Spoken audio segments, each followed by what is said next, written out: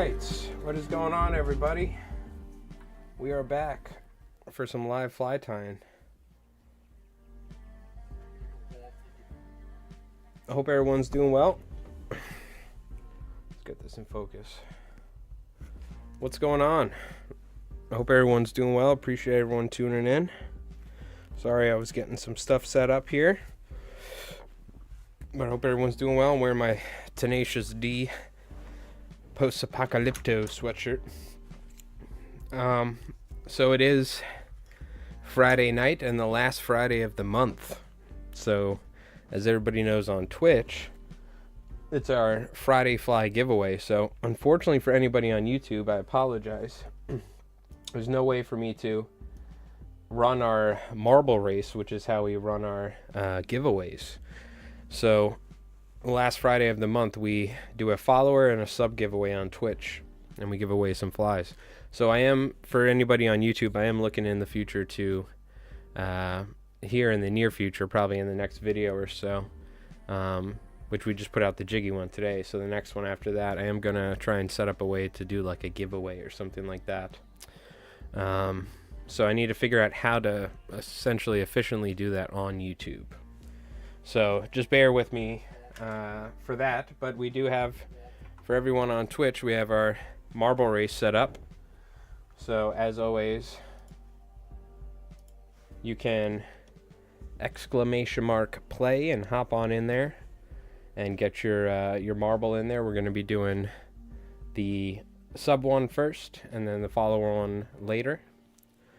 But today we are going to be tying some Weakfish flies, is what I would like to attempt to do at least. It is late April, and we're going into May here, and this is apparently prime time for Weakfish. I personally have never caught any Weakfish on the fly in like 20-something years of fly fishing. Well, I've caught a couple from a boat in like 40, 50 foot of water, but I've never caught any from shore.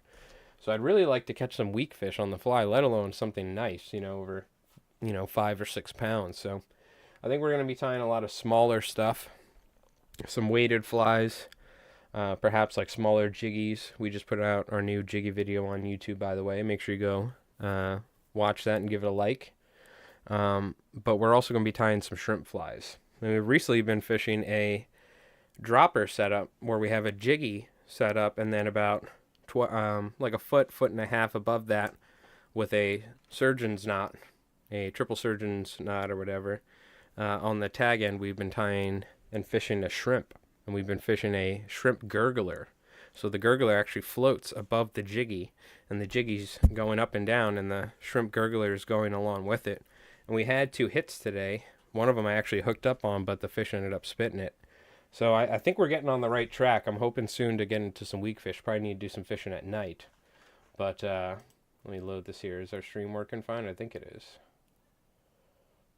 Yeah, should be. All right, let me get some music going here. Let's do this. But I hope everyone's doing well. Appreciate everyone tuning in. We were doing our fishing stream earlier. That's actually when we were getting some action. I'm probably going to go tomorrow on Twitch and go do some fishing again for the outgoing tide at my little hidden spot, my creek.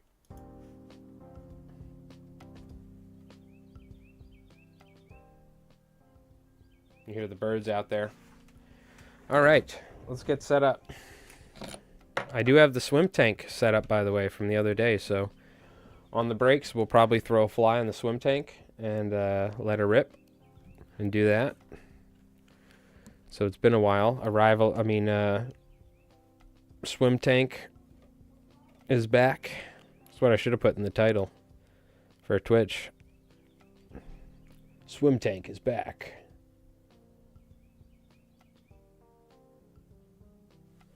Let's get our fly set up, our vise set up where we want it. So everything's looking good. But I hope everyone's doing well. Appreciate everyone tuning in. Hope you're having a great Friday. Hopefully you have something cool planned for the weekend. Maybe whip up some flies or do some fly fishing yourself.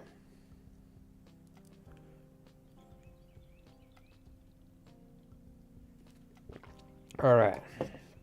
Now, Craggerroll as well, member of our community, was talking about wrapping or tying in raya, using raya for shrimp flies. Now, when Craggerroll hopefully pops in here at some point, if it's not too late, I think he's in Africa right now, I actually soaked and split some raya. So what I did is I soaked the raya hackle in water for like 2-3 days to really be safe, because I've had issues doing it overnight. And what you do is you actually separate the quill of the raya so that you can actually split it in half essentially, and you're kind of ripping this membrane off of the quill, and now you can tie this entire thing in, and you can see you don't have that stiff.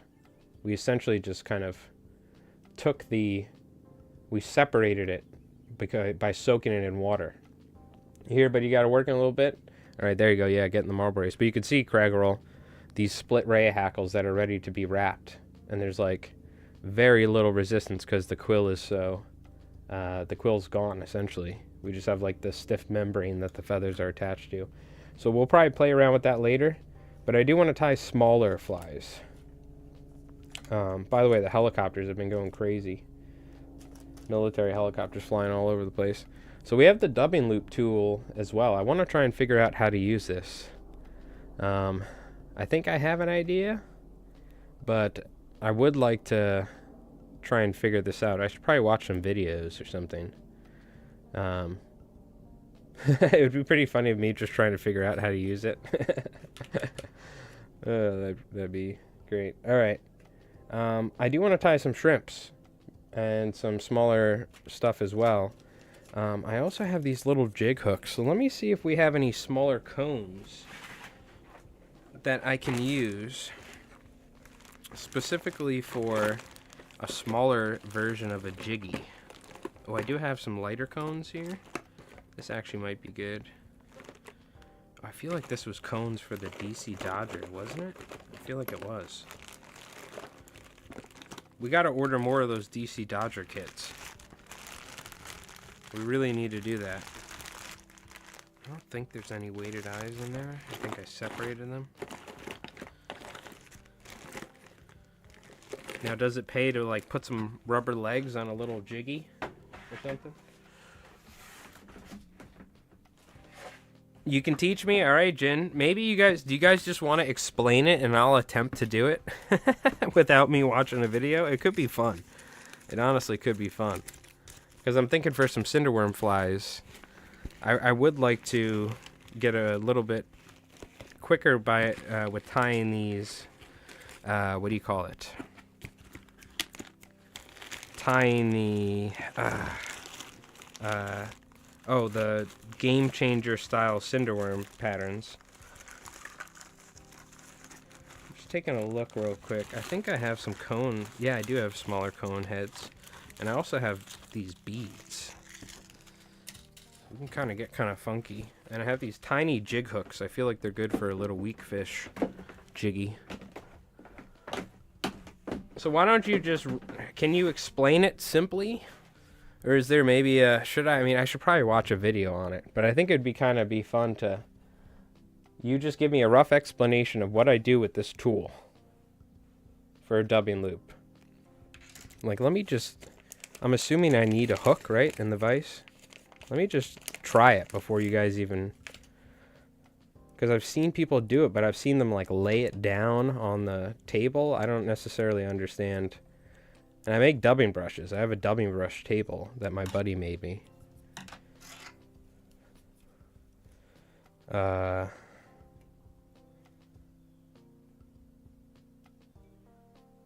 Is it... What is this? No? Why is that like that, maybe? And then... No, I have no idea how to use this. How do I use this thing? It's like an alien... It's an alien tool. I feel like... No? Okay. Let me go the other way. No? Okay. So does it have something to do with... Like this? And you have it like this? First, what materials do we want to use in the dubbing loop? Some EP fiber or something. Some orange EP fiber. Let's zoom out. Let's see if we can figure this out. Hey, Fearmonger, how you doing? Yeah, we're doing cinderworms. So I will grab some of this. Where are you? Is it in a different thing? I don't think it is. Oh, maybe it is. Oh, here we go. Some of this right here. Make a loop first without it. So what, like this? Like this? Like I'm doing a whip finish? Or make a loop first without the material? Let's try it. Question is, like, do I use the back end like this? And then I tie it on and then...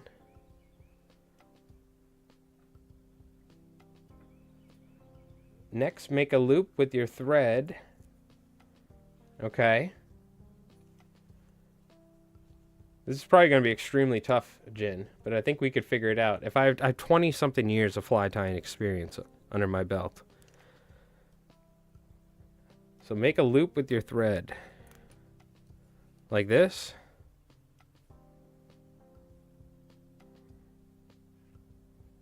Essentially, now what? Do I do something with it? I'm assuming, do I like tie with the other hand now? Like this?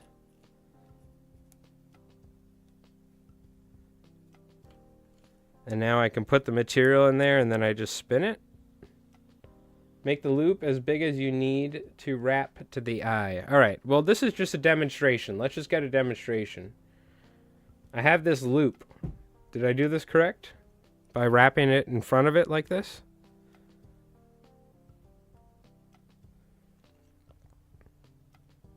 Ah.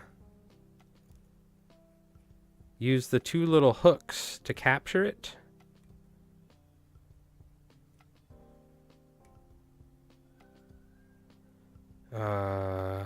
So I've made the loop.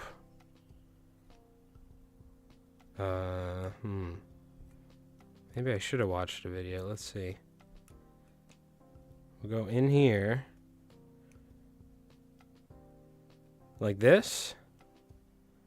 I have it hung up on this hook like this, and then I spin it.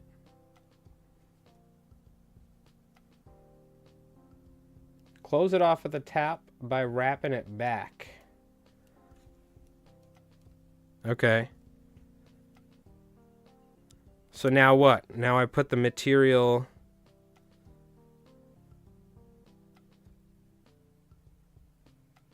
I just put the material in between it or something? I just hang this down like this? Let me try this again. Hold on. I just did it. I just had it.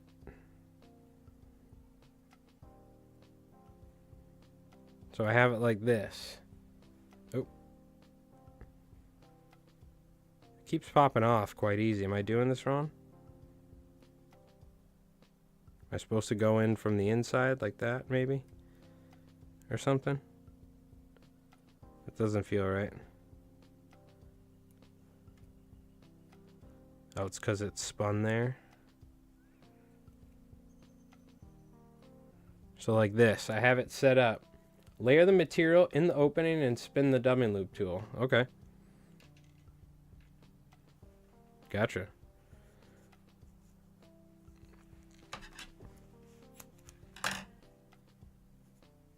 We're going to do a very basic thing here. We're just learning how to do this. Now, I guess if you do this fast enough, you probably, this is almost probably as efficient, if not better, than making dubbing brushes. But if you were probably tying a bunch of stuff, I think dubbing brushes might be easier. But I guess this has its own pluses and benefits, right? Now, do I need to put, wrap the bobbin to the eye and a quick whip? Oh, popped out. That's all right. Okay. Do I need to apply dubbing wax to the thread or something?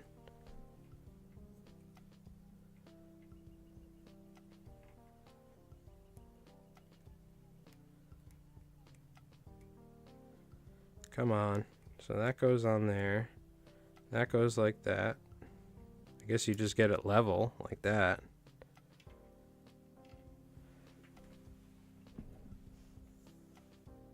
If the material isn't perfectly horizontal, it'll wind around the thread and you'll have to pick it out. Okay. Kind of like a regular dubbing brush, I guess. Now I still don't... So I don't understand. I guess I guess you probably put the material up higher and the thread holds tension on it. I don't understand.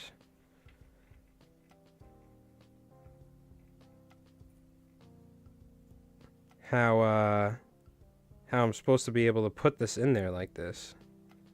I guess just like that. Oh, popped out. Learning curve, folks. Okay, it's popping out on me. Oops.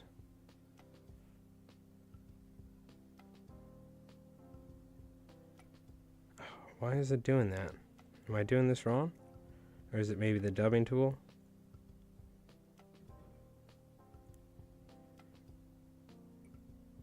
Why are you popping out like that?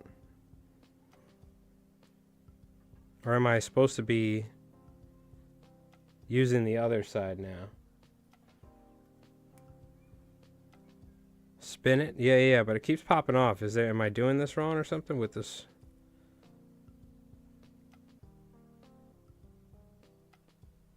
I don't understand why that keeps popping out like that.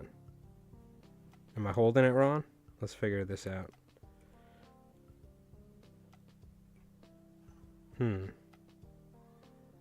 So hold that like that.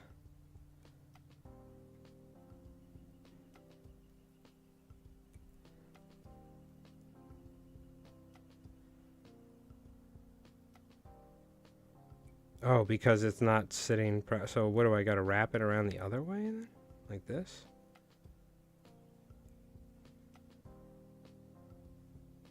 I suppose.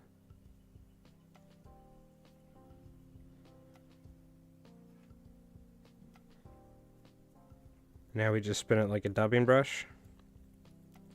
A million times, I suppose.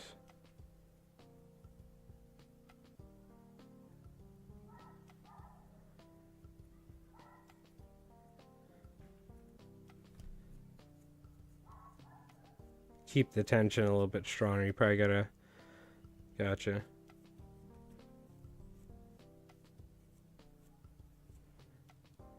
Without breaking the thread, I'm assuming. Now, what do I do when I go to take it off? Is it gonna naturally... not unspin on me, or what happens? How does this work? Can I brush it right now, like a dubbing brush?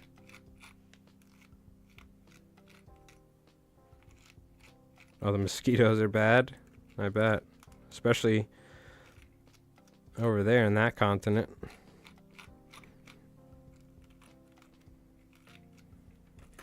So now what? Like, after I've gotten to this point now, can I just pop it off, or how does this work?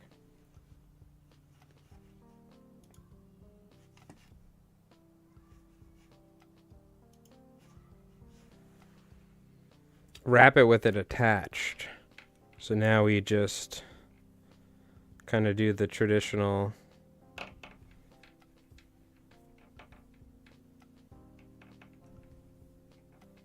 So I probably want to go a little less material.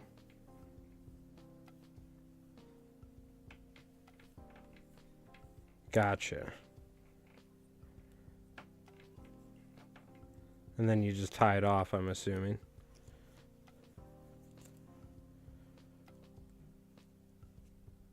Wrap the dubbing loop on the hook with the tool. Yes. I don't know why. I literally just read that, and I don't know why I was reading it like I just saw it for the first time. And it was a puzzle from a Nicolas Cage movie.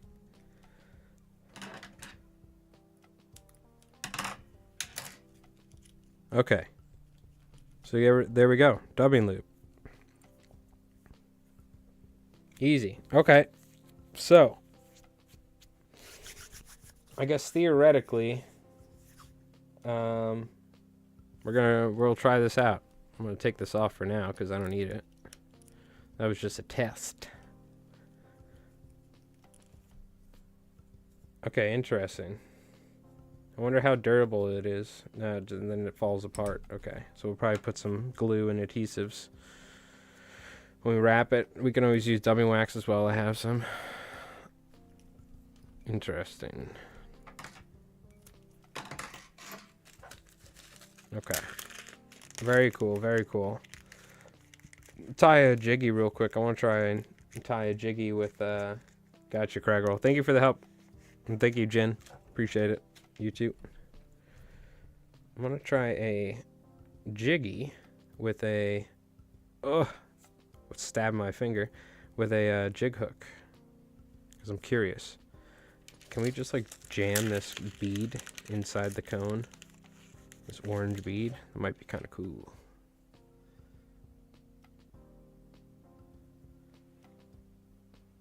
This hook might be a little big for it though. Let's see if I can do it without. I could probably do it if I debarb the hook, which I'm going to do anyway, but I don't know if I have pliers around, so I don't know how I would do that. I have like cutting pliers, but yeah. That's alright.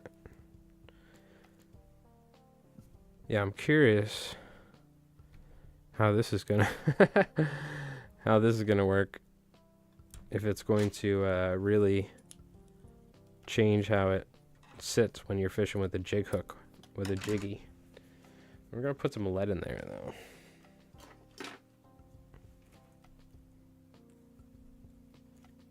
If you're curious how to tie a jiggy, I have the new video is up on YouTube, so give it a like.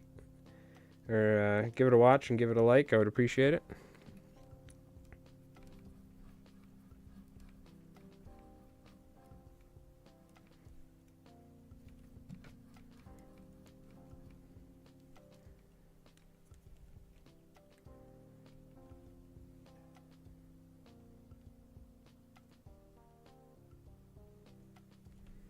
That one got away from me a little, but we can salvage that. Just kind of push that lead in there. It's a pretty small lead wire, so it's gonna, some of them are gonna break on us. I ran out of my nice diameter lead wire, but that'll work. Kind of really load. Oh, let me zoom it in, by the way. My bad, my bad. Really load that jig head up in the front. By the way, if you haven't, we got the Friday Fly giveaway up for everybody on Twitch. Anyone tuning in on YouTube, we're going to figure out a way to set this up at some point. Probably do a giveaway via videos on YouTube, but for everybody on Twitch, !play, hop in there. You know the routine. We got Sir Jin and AR Fly Fisher that are going to be getting some flies from last month in the mail here soon. Alright. Let's see. What colors and whatnot do we want to do here? Can we do like a jiggy shrimp? A shrimp jiggy? Is that a thing? Probably is. I guess we could, right? Why not? Never say never in saltwater fly tying. Oop, my bad. We're stuck on that. Alright, let's see what we got here. I wouldn't mind tying like a regular jiggy though. Another bait fish, but slightly smaller. So let's do that. Let's do that. Let's do that. We're going to be tying some shrimp flies, but I have some ideas for shrimp flies. Again, I'm sticking with the pink, man. I'm sticking to my guns with the pink. I think the pink is going to be really good. We've been getting some action on the pink and white jiggy. been working good. Oh, we gotta get a little bit of Bill's body braid here, so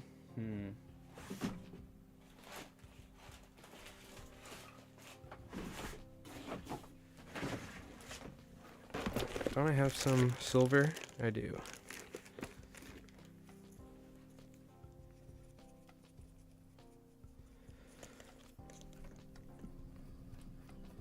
Oh, let me put a little super glue just to be safe, in case this thing gets beat up by a striper or something.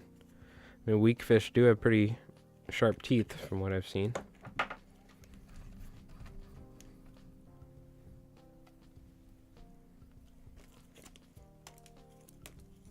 Just add a little bit of flash to it, you know what I mean? Something different.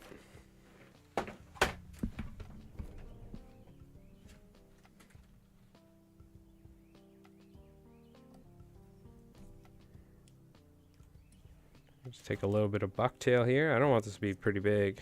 I want this to be kind of smaller.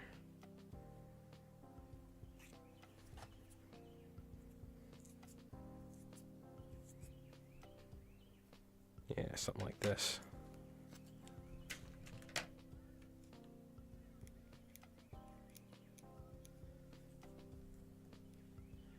It's kind of like an extreme jiggy with the way this head is.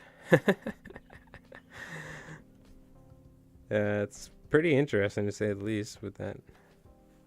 We'll see how this goes.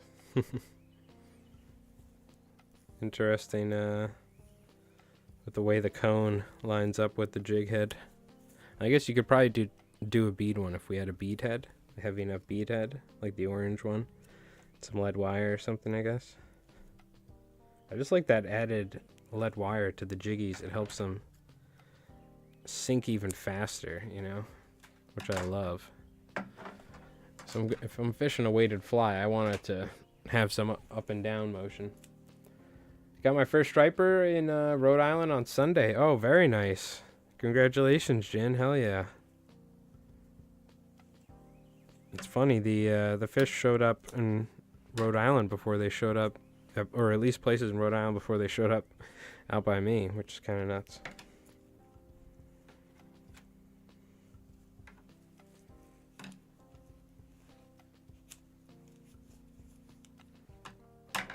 But yeah, very cool.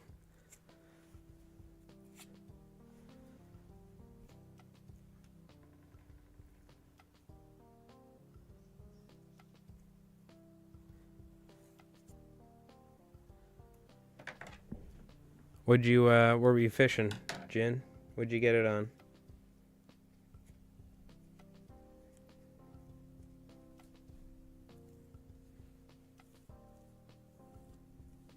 This is a jig hook jiggy. Curious how this is gonna fish with this crazy cone like this. Go ahead and put some eyes on here. I'm gonna put the eyes like up top almost, because the way I'm gonna glue the head is gonna be kind of interesting. I'm thinking it's gonna sit pretty. This hook is not very heavy at all, so I think that tail of the tail end, or where the hook point is, gonna ride pretty high up.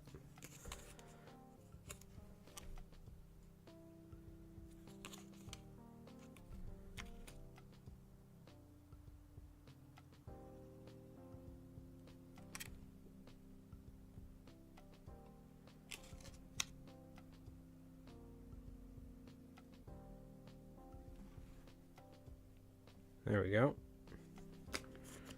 Something like that.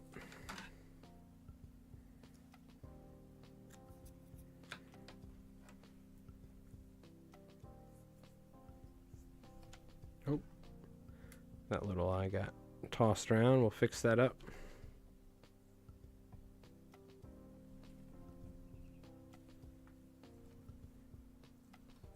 Yeah, we had some interesting eats today. We had some like very soft takes and whatnot. I was fishing the jiggy and a shrimp fly. We were doing a dropper fly, and it was probably just like a shad or maybe a small striped bass, but I'm really kind of hoping that was a weakfish. because it definitely fought different than a bass. It felt quite different.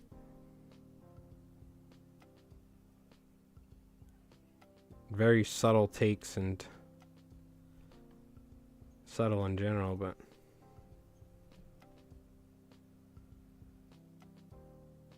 it was pretty interesting. So I'm trying to will into existence a weakfish on the end of my fly line. I think it'll happen at some point, but it's going to be tricky.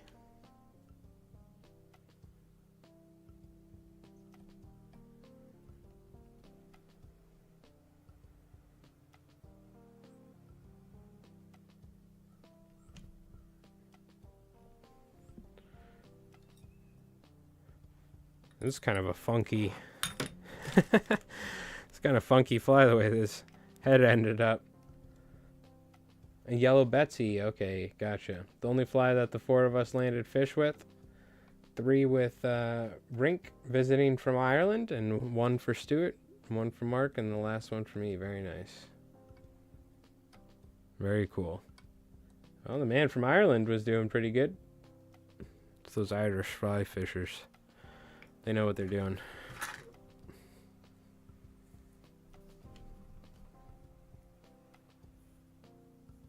Alright. Kind of funky, but kind of a funky little jiggy with that jig hook, but a little bit smaller than the one I've been fishing. So just kind of a backup. I'm curious to see how this works with this jig hook, though. And that cone head like that. You can see that lead wire. This is covered in UV resin, by the way. And it's kind of made flat, so it kind of sits. You know what I mean? Like this. I don't know. We'll see. Just kind of a funky little jiggy. Because I need some flies for the fly box. We're doing a lot more fishing. Alright. So. You know how to make a dubbing loop. I want to make some small shrimps. Is what I'm doing. Because I've been fishing like a size 2. I want to say. Gurgler. Or maybe like a size 1. So I really want to fish them. I want to tie some like 6 or 4s, some small ones, because I do know that there are white perch. There's all sorts of stuff that is swimming down there.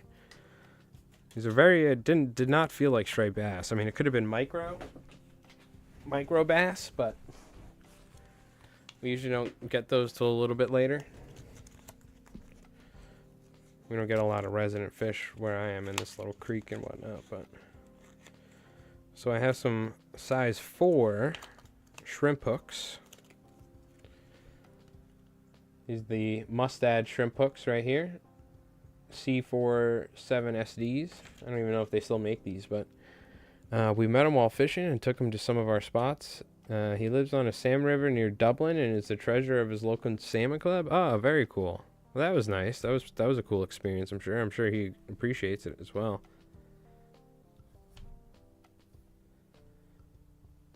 Alright, this shrimp hook is so small it could barely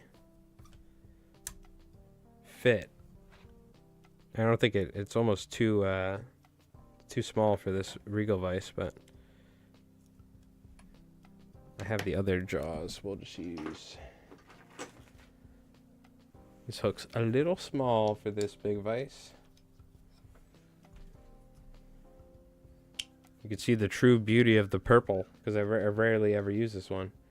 Look at that beautiful royal purple.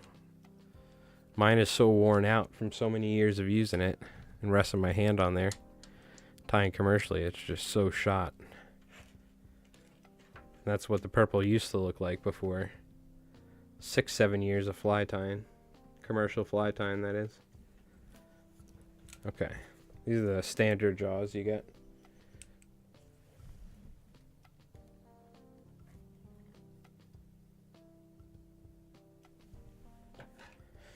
Alright, we're going to try and tie some teeny little shrimp flies for weakfish and striped bass. Because I do have larger shrimp flies. But I very rarely have shrimp flies that are what really the shrimp that we have in our area are like that big at most. You know what I mean? A lot of the times the stuff that I feel like I'm fishing is almost just too large to really imitate a proper shrimp. All right. There's many different ways we could do it. There's like ultra shrimps and stuff, but I'm just gonna tie some funky little shrimp patterns. Oh yeah, we should probably do another gurgler, because that shrimp gurgler actually worked pretty well. Looking for some like thinner pink hackle. I guess that'll work. I'm gonna need.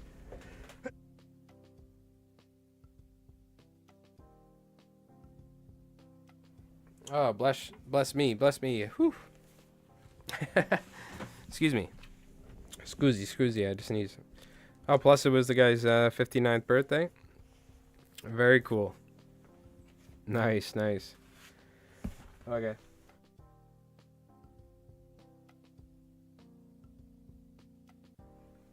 God, I just had to sneeze like 3 times. Hey, Banana, what's going on? What are we tying? We're tying some shrimp flies. Or a mix of flies. Some weakfish flies, some other things. We also have our Friday fly giveaway on Twitch. You can feel free to join, !play. We have our sub race first, so the first subscriber on Twitch is gonna get a envelope with some flies, and then after that, the follower race on Twitch. The first follower to land in the marble race is gonna get some flies. So !play. Anyone tuning in on YouTube, unfortunately, I can't set it up so it's on both platforms. So we're gonna have something else in the future. We're going to be doing a giveaway on a video or something probably here on the next video for some flies or something. Maybe a couple flies from the video. I apologize. Unfortunately, I can't. The way that we do that with marble racing doesn't work with YouTube. And also Twitch doesn't allow us to combine both platforms and into one for something like that and stream it. But we will have something in the future here, in the near future. We've been streaming here on Twitch for almost, I don't know, 6-7 years now. So we've been doing the Friday Fly giveaway thing for a while now here on Twitch. So I have to figure some way of doing it. I'll find some way. Hey, Jim. How you doing? Hope you're doing good. We're tying a little shrimp. Teeny little shrimp on a size 4 shrimp hook. So it's double shrimped.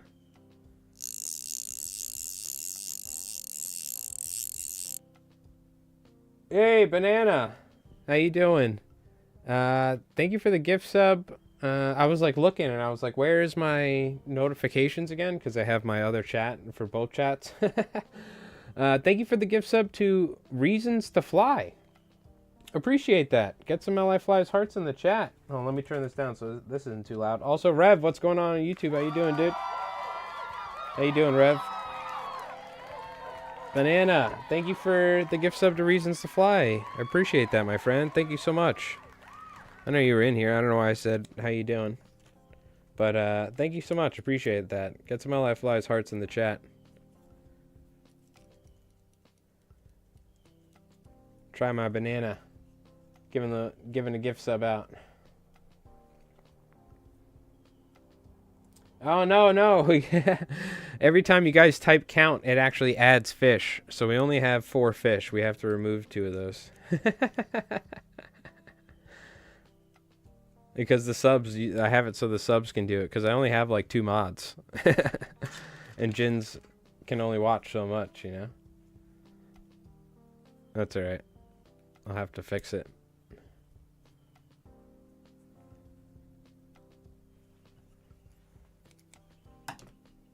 But yeah, keep pumping that count thing up. Yeah, sure. We caught 2 more fish. No, we didn't.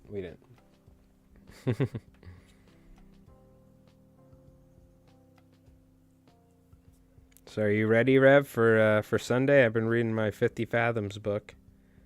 You know how I told you that you guys left that island and now you went back, or you're going to the real island? No, you guys are still on that island.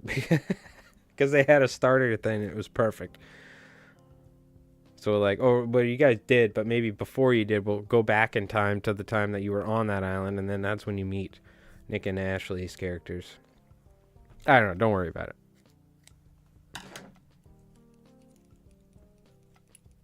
It'll all work. It'll all work. They actually have a good amount of, like, kind of baselines for little quests and stuff like that. I was like, ooh, this is actually kind of nice. This will take some of the work off me. It's pretty good. All right, I'm going to add a couple little rubber legs, because why not? You know what I mean? I have these little darker rubber legs I'm going to use. I think these were like coffee colored when I ordered them or something.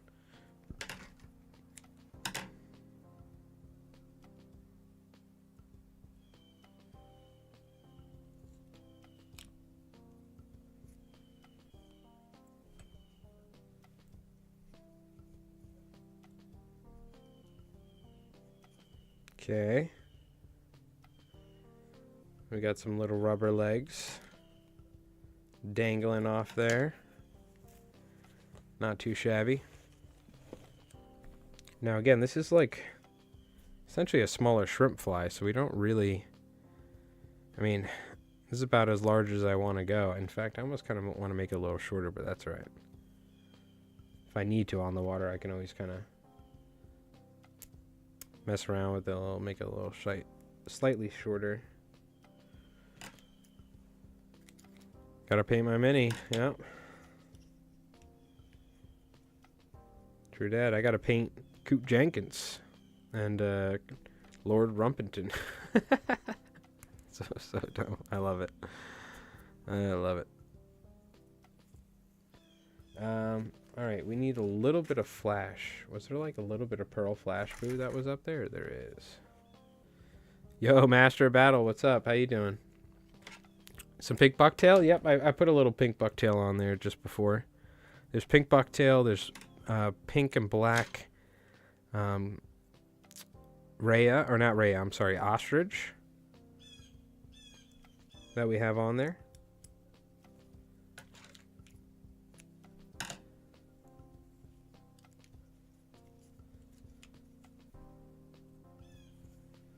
Go with a little bit more pink booktail on top, making it a little bit shorter. Yeah, if you haven't, exclamation mark play, we got our subscriber race first on Twitch and then the follower one after. Again, we'll have to figure out a way to have a giveaway set up on YouTube. I got to look into the best way of doing it. We'll do something for one of the videos. I gotta find a safe way of doing it on YouTube. Because this marble race is linked to our Twitch. So if you're in Twitch chat, you can type play and then get entered into it. Unfortunately, it doesn't have integration for YouTube. What time am I losing tonight? I don't know. We're going to be running the subscriber one here at some point. Probably in maybe an hour or so, and then we'll open up the follower one, which of course anybody who's just following us on Twitch is eligible.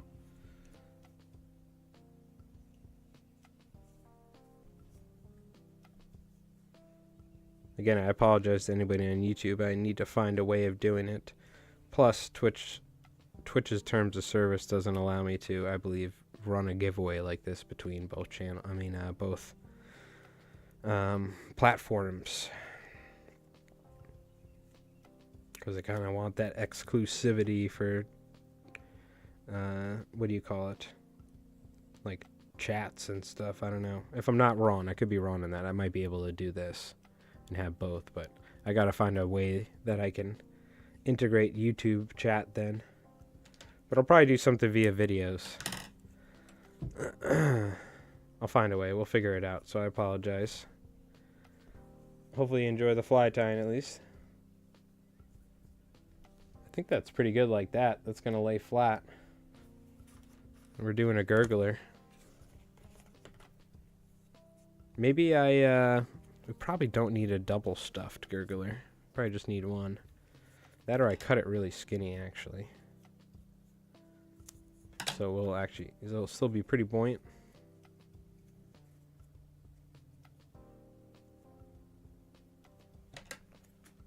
Also, we have the swim tank set up. So when we go on break, we're going to put a fly in the swim tank. So the return of the swim tank is here. I've been using it for the fly tying videos.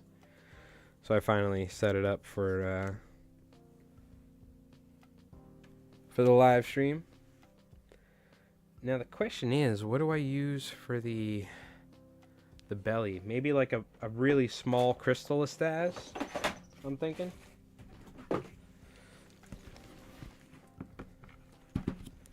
I should probably put one more rubber legs on there actually too. Like this. Yeah, for anyone that hasn't seen, we have our new jiggy video out, our new tying tutorial on YouTube, so make sure you go give it a watch. I would appreciate it. First 24 hours of a video on YouTube are the most important. Something but on a string for the belly.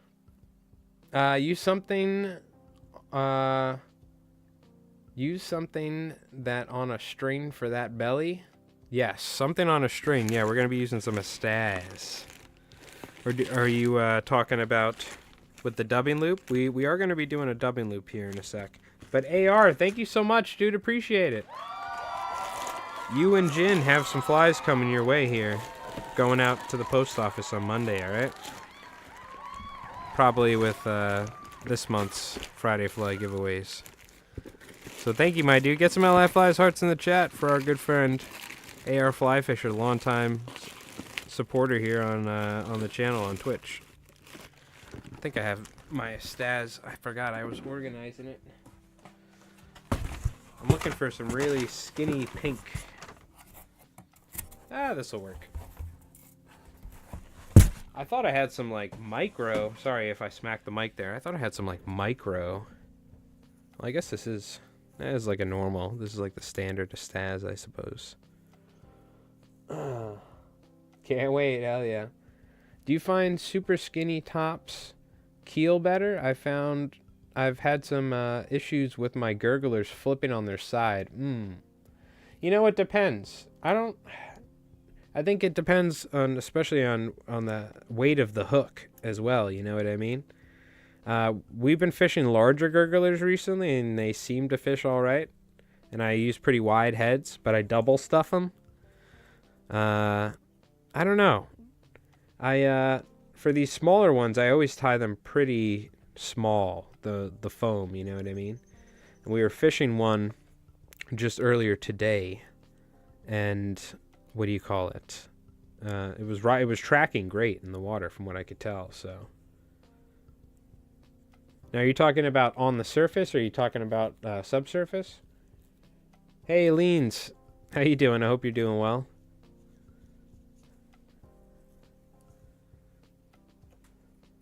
On the surface, Yeah, I know what you're talking about. The gurglers sometimes will, like, swim to the side like this, but I don't have them track on their side, per se.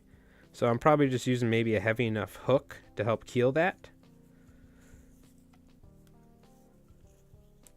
But I'm not certain. I guess you're going to have to experiment maybe with thinner foam and wider foam and see what happens. I know what you're talking about. They don't always track perfectly, but that's kind of like the beauty of it. You know what I mean? I'm not fishing like a Bob's Bainer or something. Like my gurgler was kind of swimming out a little side to side. You would strip it and it would turn to the side and sit sideways. It was very interesting. But it was working great. We were catching fish with them, so. Because they get beat up, you know, over time and whatnot as well. Can I just trim this stuff on top? I might be able to, actually. Yeah, without cutting it. I don't want this estaz to... Too much of this stuff will start wanting to float on us. And it's already floating. I don't want it to be too buoyant, because this is going to be at the bottom of the channel. Hopefully with a weakfish trying to eat it tomorrow on the outgoing tide.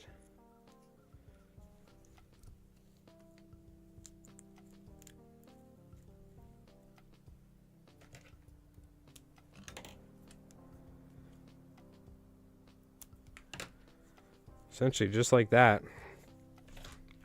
Just a little bit smaller than the one that we were fishing the other day. I mean, today it was like this big, and it was on a kind of a somewhat larger hook, like a size 2. This is a size 4 shrimp hook. It's a little bit more manageable for something to eat, you know what I mean? Like a little weakfish, or even a white perch. I feel like we could catch a white perch on this or something, you know what I mean?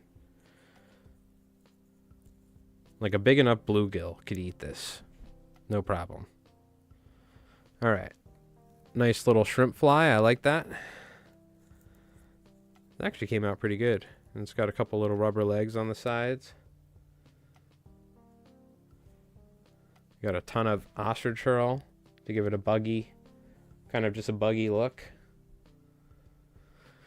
Yeah, interesting. I don't know. We'll see how it works. I'm trying to get a weakfish. Whatever we was messing with us today was like a smaller fish. So I'm trying to tie some smaller stuff. Now let's make something a little bit more, not realistic, but because the gurgler is an attractor, I don't know necessarily how much you would call that like a realistic shrimp fly, but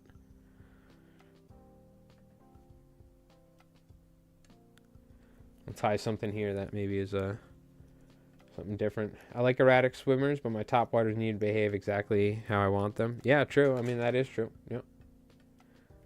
Isn't it something like a 2x lawn, 2x gape is really just a size up? I don't know. It could be. I don't know. Is that you're saying that's kind of technically how it works when it comes out to working out sizing of hooks? It might be. I don't know.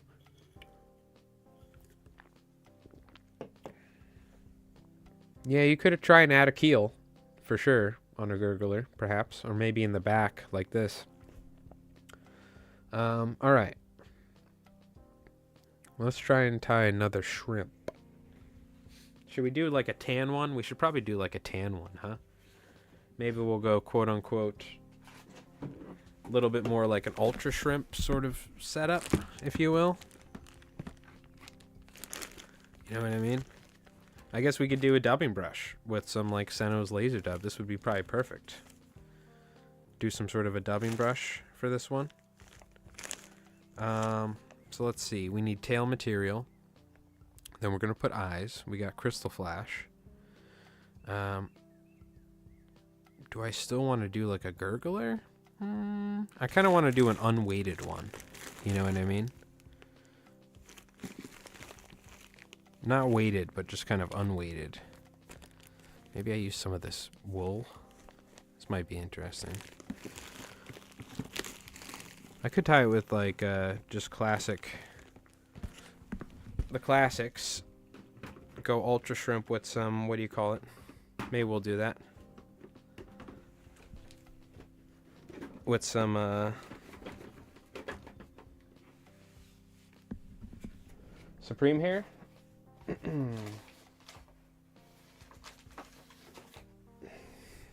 Let's see. Let's figure this out. We'll kind of just wing it. Essentially, is how we're gonna do it.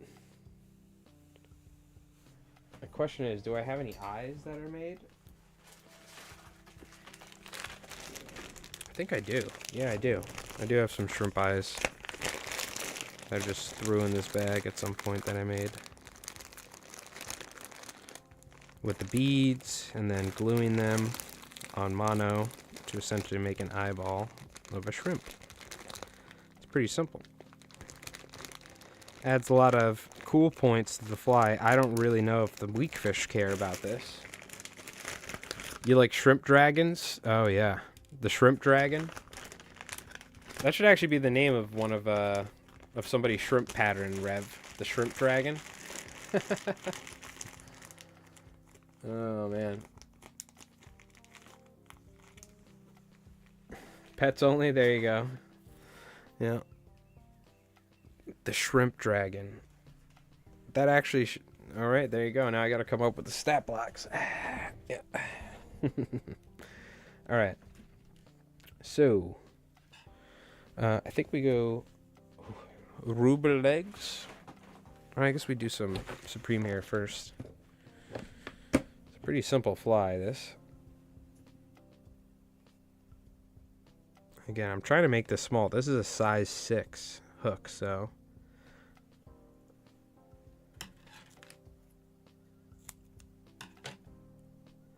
I'm not trying to make this a very long fly or anything. Should probably be using mono thread for this, huh? I'm too lazy to change it though. It's fine. These are my flies. Some of them may be yours. I have all sorts of different baitfish flies we're going to be sending out. I can't really send any weighted stuff or any big poppers just due to the shipping. But I'll send some nice baitfish flies and stuff, usually, to whoever wins. Unless I know they do a particular sort of fishing.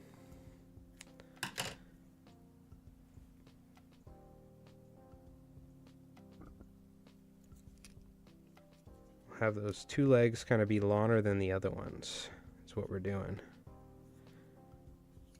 Just like this. So they kind of dangle out there just a little bit. Yeah, I don't want this to be too long. Then we'll have two shorter ones right in the middle or something.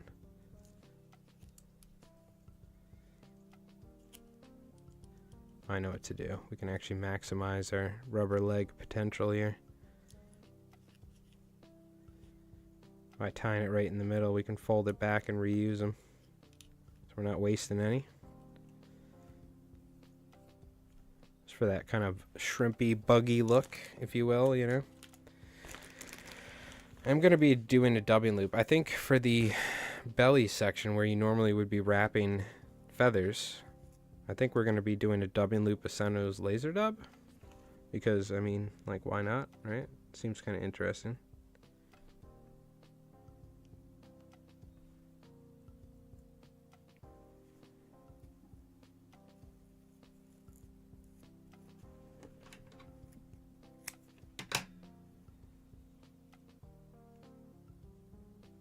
Probably going to end up trimming some of this, which is usually how it works with ultra shrimps.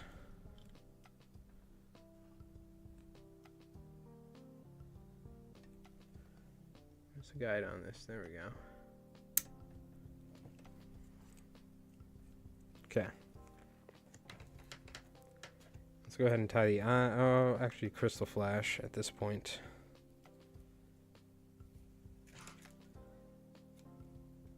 Good amount of crystal flash. I'll probably just end up using this the rest of the night for all these little shrimps.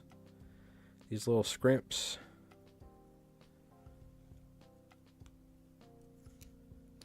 I always like making some of the crystal flash pretty long and the rest of it short, you know, or whatever. So it kind of looks like the antennae or whatever. Those feelers of the shrimp. At least how I always picture it, for the most part. O'Reilly Lima. Ordillery. No, God, alright. Let me see how I'd pronounce your name. I'm butchering it. I'm very sorry. I'll just call you Lima. Hand pink waving back to you. Welcome. Appreciate you tuning in. I'm sorry if I butchered your name. Odarelli? Welcome, Lima. Appreciate it. We're glad to have you. I hope you're doing well. Tying some little shrimp flies. I apologize. I'm almost certain I butchered your name terribly. I had to try though. It's a cool name. If I fish bass with bait fish, I fish trout. Oh god. If I'd win, I'd most likely frame the flies if you could send me a small business card to go under them. Okay. I think I ran out of business cards, but I'll audiograph a photo of Mike Ross's forehead and photocopy that and send it to you, if that sounds good. All right, so now we're going to put some eyes and then we're going to tie our dubbing loop. Haven't lost a Mike fly yet. Nice. Well, that's different than what I've done. I've lost plenty over my Question: where I am from, we have striped bass, and they like to eat mackerel and mid-sized squids. You know any other patterns or even herring patterns? Please, I'm watching from Marlborough, Massachusetts. Yes, Lima, welcome. Sure. So let's see. I'm gonna zoom out real quick and just try and answer some of your questions. Welcome, by the way. So let's see. We have striped bass, and they like to eat mackerel and mid-sized squids. Do you know any patterns or even herring patterns? Yes. So for mackerel, just a classic great fly for any sort of bait fish. It's just a bucktail deceiver, which is a Bob Popovic's pattern. It's kind of like a lefty's deceiver, but you tie bucktail collars, starting from the back, working your way up the shank. And you get this kind of very simple, or a hollow fly. A hollow fly as well is a classic pattern. For a mackerel, a herring, a bunker, or what they call pogies probably up there in Massachusetts. And for squid, there's all sorts of different patterns. You can tie squid with just feathers. You can tie feathers off the back and then wrap feathers forward. Very simple squid fly. Or you could start incorporating things like tubes and whatnot. So I have a pattern called the squid hooker, which is using a hot glue gun, making a squid pattern, for instance. But I could show you real quick. Let's see if I can pull up. Give me one sec. I actually have some YouTube videos I can link or show you.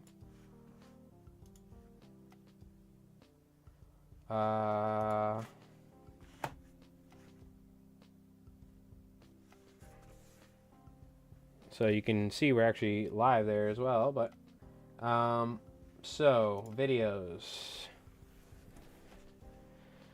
All right, Sadati slammers are one that you could use for mackerels and stuff like that. The squid I have right here, tying the squid hooker. This is on my YouTube channel. This is using a hot glue gun, but you could easily tie something like this with conventional glues and stuff like that. Multiple colors of bucktails, yes, essentially. Then you can also just tie something like a deceiver, a basic deceiver. But we also have things like the Squimpish Hollow. Gotta watch ads on my own channels. Please link. All right, I'll post a link. Give me a sec. So for instance, this fly right here, you could easily just tie in different colors and get a mackerel or a herring. So we tie these with synthetic materials, but you can tie this with bucktail, for instance, and stuff like that. You can see, you're watching on YouTube, Lima, if you just click on my channel. But I'll try and, let's see.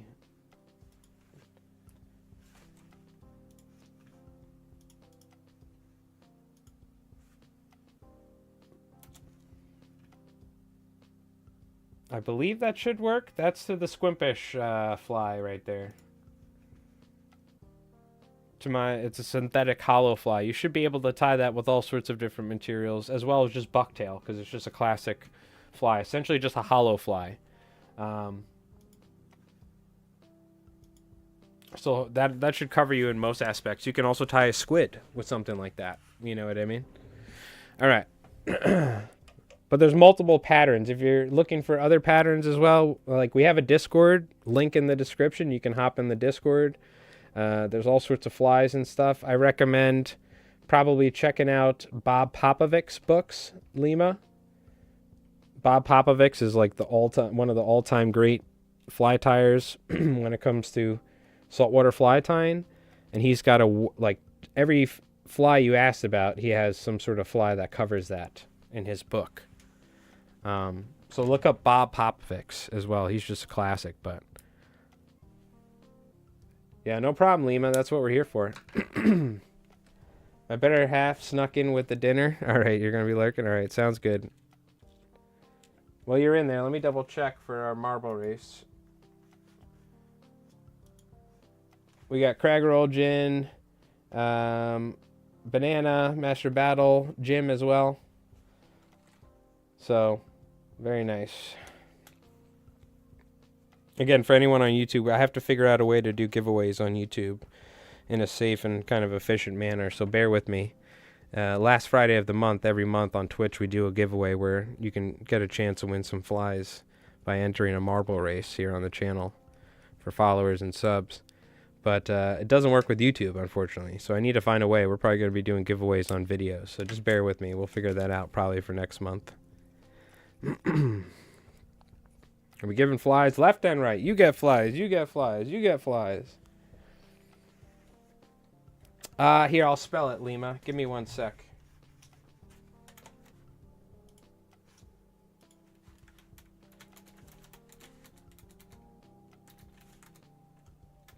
Right there.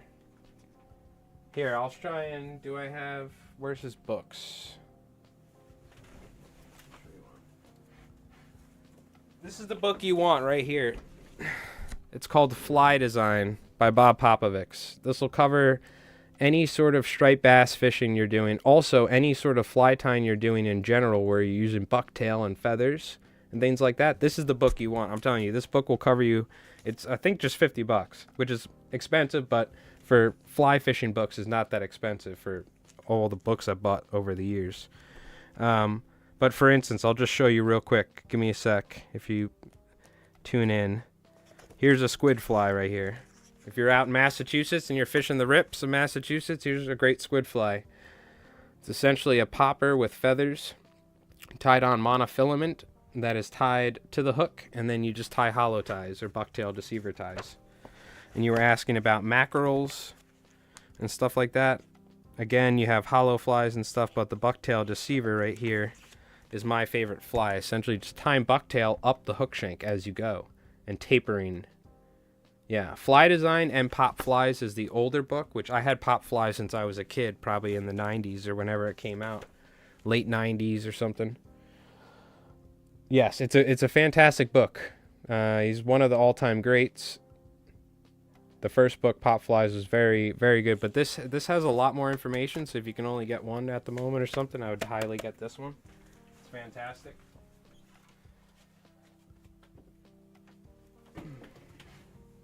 And that'll literally... You're going to be covered for pretty much anything you really need. Now, there's many sorts of flies. There's a million flies for striped bass out there, but... You know, for the most part, you're gonna be set. So I'm gonna be tying some synthetic material on there, but real quick, I want to do a dubbing loop. Let's try this out again. I'm gonna try and go sparse with it as well. So I think I just do this, right? And then wrap it, and then wrap to the front. Like that. Simple. Let me come over. Slip that in there. Let me go like this. Right? And then if I spin it, it's not going to fall out. Okay. Let that sit there. Hopefully it doesn't go anywhere. Don't move. Don't go anywhere.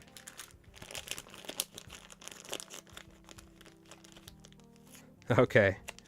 Liam, well, and any sort of saltwater fishing, even freshwater fishing, I don't know, you know, whatever sort of fishing you do, maybe freshwater here or, you know, who knows, wherever you go anywhere in the world, saltwater or freshwater, and you're tying streamers or bait fish flies or, you know, things like that, shrimp or crabs. This can apply to all sorts of species. So he's just a fantastic fly tyer in general. This is kind of tricky because it's like such a small fly, huh?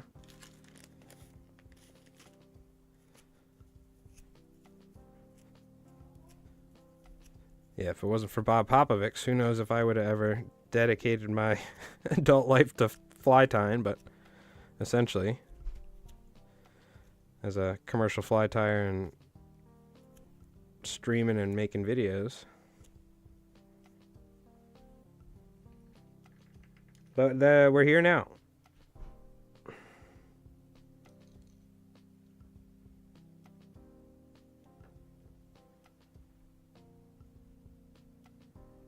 So, like, yeah, I'm still kind of confused on how you efficiently, like, I guess it is kind of just sitting there, but...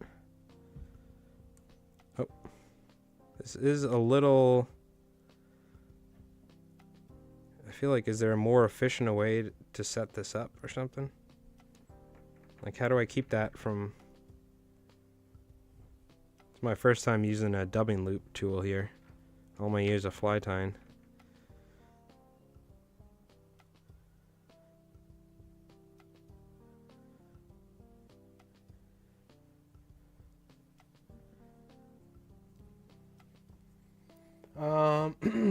Pinch an inch above your twister. Oh, okay, gotcha.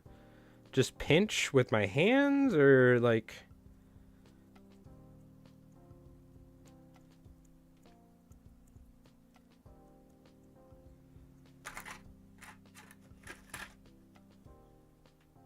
Then twist the tool a bunch and let go.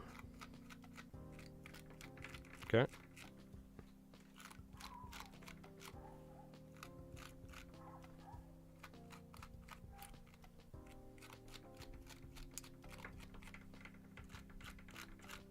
Well, I guess we wrapped it tight enough if I'm not pulling it out with a brush. Gunnar Brammer has a lot of excellent Popovix patterns in his video on his YouTube. Yes, that is true. I plan on doing a lot more Popovix patterns myself. So, in the near future, got to do a hollow fly video. Got to do... Oh, let me put some...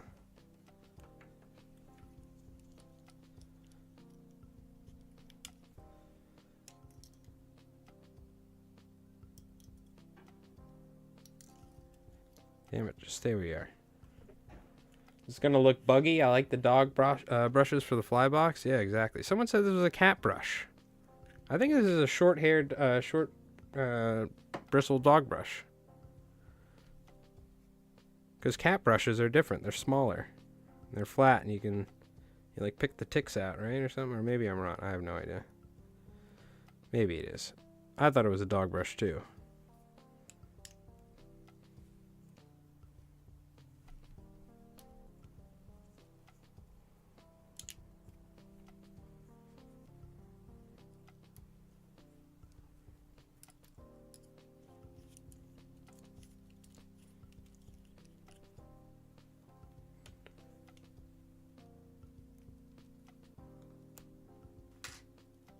Have lots here in Alberta, super small.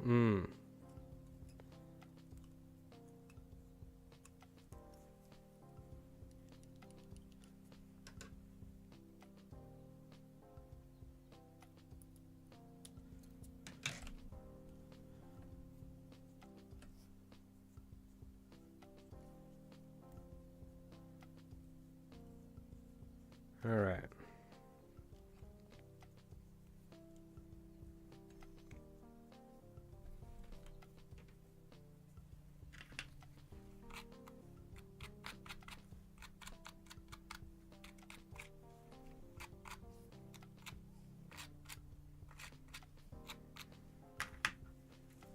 So, now we're just going to tie some super hair on top and then glue the darn thing.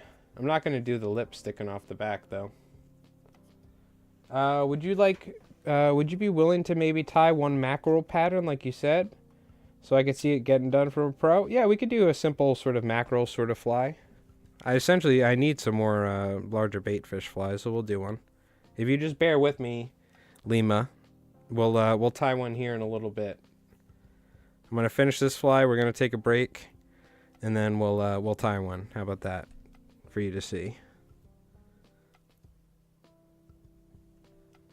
You just gotta bear with me. Give me a little bit of time here.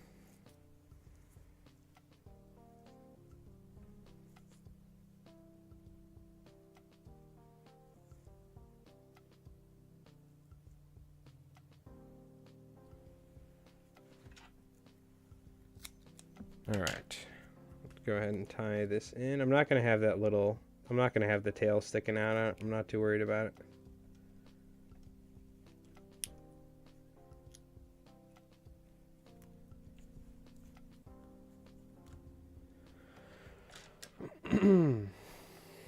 Okay, no worries. Yeah, we have mackerel out here. We actually use mackerel for shark fishing. We catch mackerel like right, a mile off the beach, and then we use them as bait for sharks and stuff like that. We don't really get mackerel or striped bass eating mackerel out here. That's further up north where you are, like in Massachusetts and Maine, things like that. I'll show you a very simple fly. It's called a bucktail deceiver. If you learn how to tie a bucktail deceiver, Lima, you'll be fine for striped bass fishing for forever. It's a Popovix fly.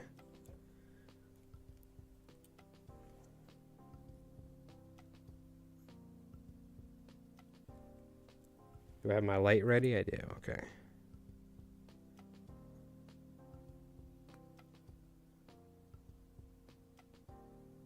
Yeah, it's unfortunate. I wish we had more like Atlantic mackerel come inshore. I think it's more of like a deep water fish, so, or colder water. We don't get them as much like we don't really get them inshore and stuff like you would in like Boston Harbor or something. Because I love mackerel flies. They're so cool looking with the blues and the grizzly hackle, but we don't really get striped bass eating them. Maybe out in the ocean.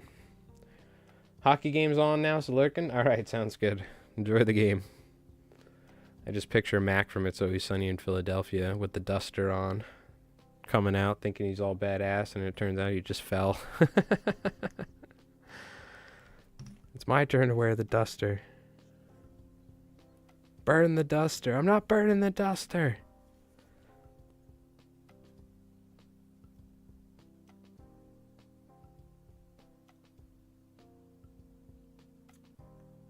So we're finishing up this ultra shrimp here, looking very nice.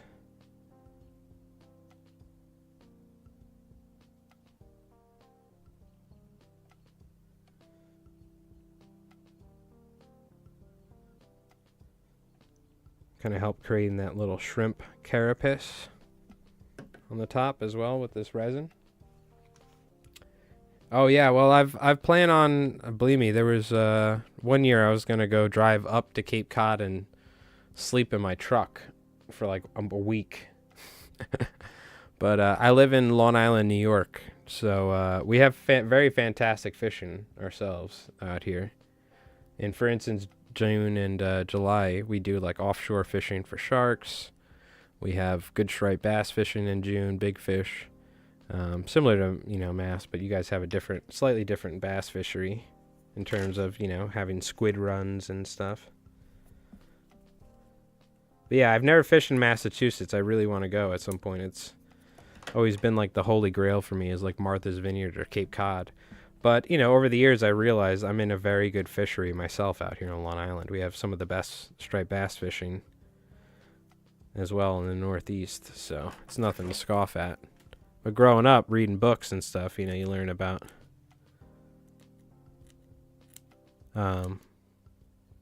Martha's Vineyard and Cape Cod, and that's all like the hot shot places that you want to go. All right, there's our little shrimp right there on a size 6. So I guess we'll see if a weakfish or something wants to eat this right here, but all right, what are we gonna put in the tank? I guess let's put this little shrimp. Let's see how this little shrimp swims. The only problem is my the tube that kind of helps channel the water doesn't sit in there, so I need to adjust the little clear bumpers in there at some point, or get some new ones. So I guess we'll see what happens. I could take the tube out, but maybe I'm trying to think, is there anything I can like wedge to... Maybe I could like put something there to wedge that tube down. I don't know. We'll see. Let's figure it out. Let me put this shrimp fly on there. Let me tie this real quick. Hold on. I got some size 10 or 8 fluorocarbon or something, I think. I want to say. Gotta get a new piece here soon. I have it up there. Do a loop knot.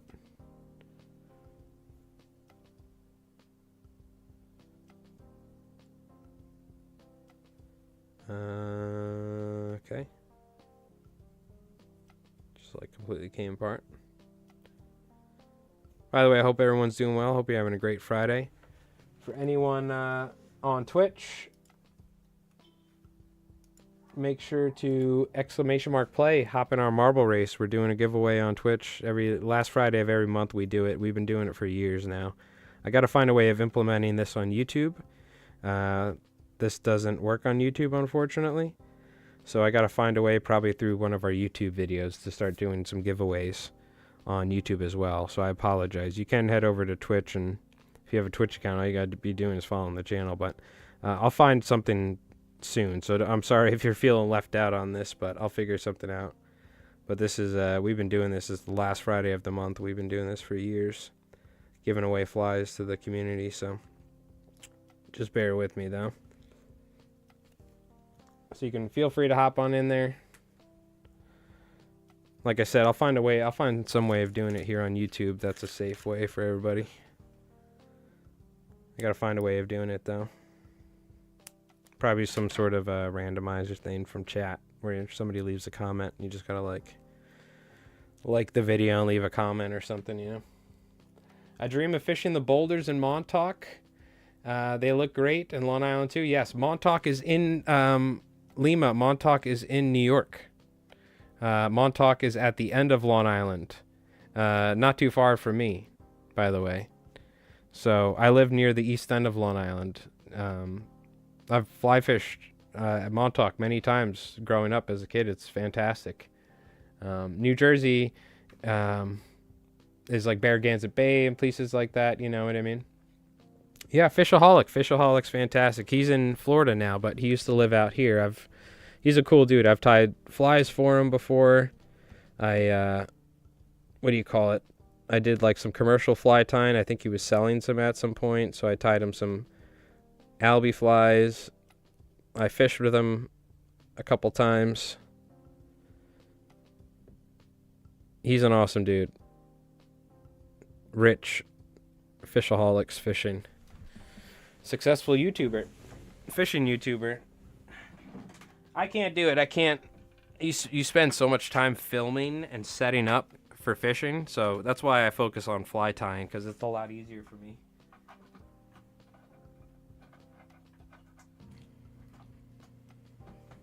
Now we stream fishing, so I stream on Twitch, and with my phone I stream fishing live. But recording fishing and stuff like that is such a hassle. It's really a lot of work, and I'd rather kind of be fishing. You know what I mean? Than doing anything else.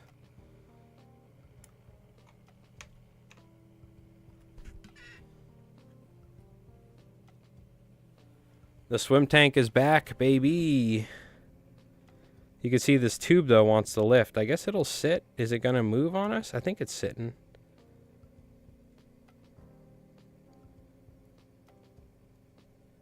Seems to be working. If it might pop out, and then it just goes wild. It's like, whoosh, watch water start squirting everywhere and, like, catches my thing on fire.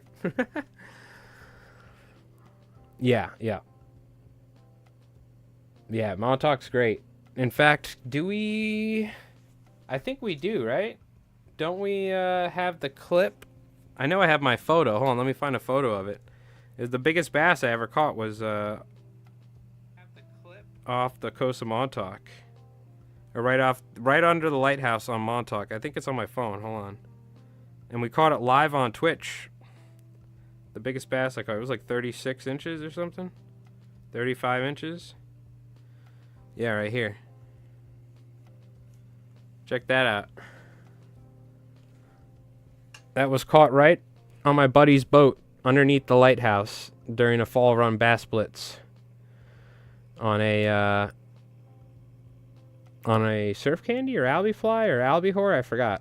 And that was probably like 18 pounds or something like that, 19 pounds. But beautiful fish, the biggest striped bass I caught on the fly after 23 years probably. And you can see the phone on my chest. We were streaming live on Twitch. We got it all live on Twitch, which is awesome. Here's another fish caught off of Montauk, caught off of Block Island. That's Mark Sadati, in my opinion, one of the greatest fly tyers of all time. And that was caught on a bucktail jig. He also caught some big fish on the fly rod, but that was a big one caught on a bucktail. That's in between Block Island, or right off Block Island. We left from Montauk. Out in like, I think it was like 80 to 90 foot of water or something. But that's Mark Sadati, one of the greatest fly tyers of all time. But he doesn't care. He'll pick up a jigging rod in a second to catch a big fish. Mark doesn't care, which is funny. I'll stick to the fly the whole time. I'm a fly bro, you know what I mean? But I love it. Mark is like a fantastic jig fishing as well. All right, so we'll leave this open. We'll probably do this here in a little bit.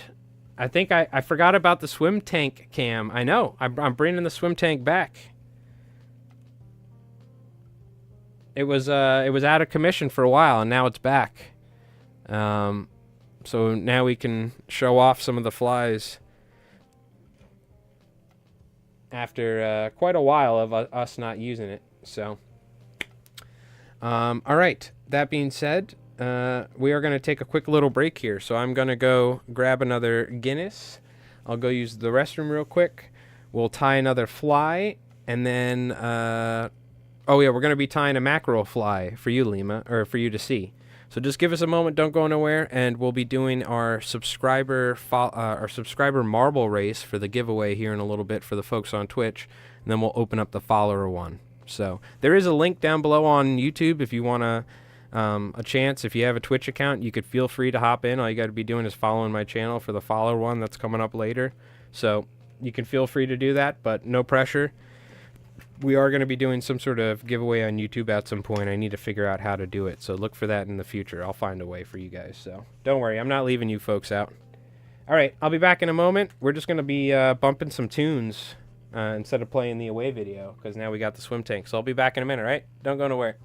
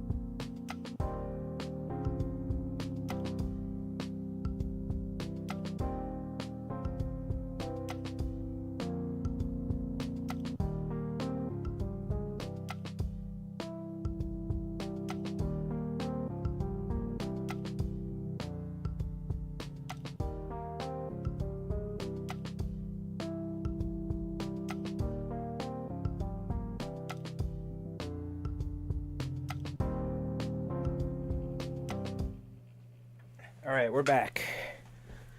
Let me close the window here. It's starting to get a little cold.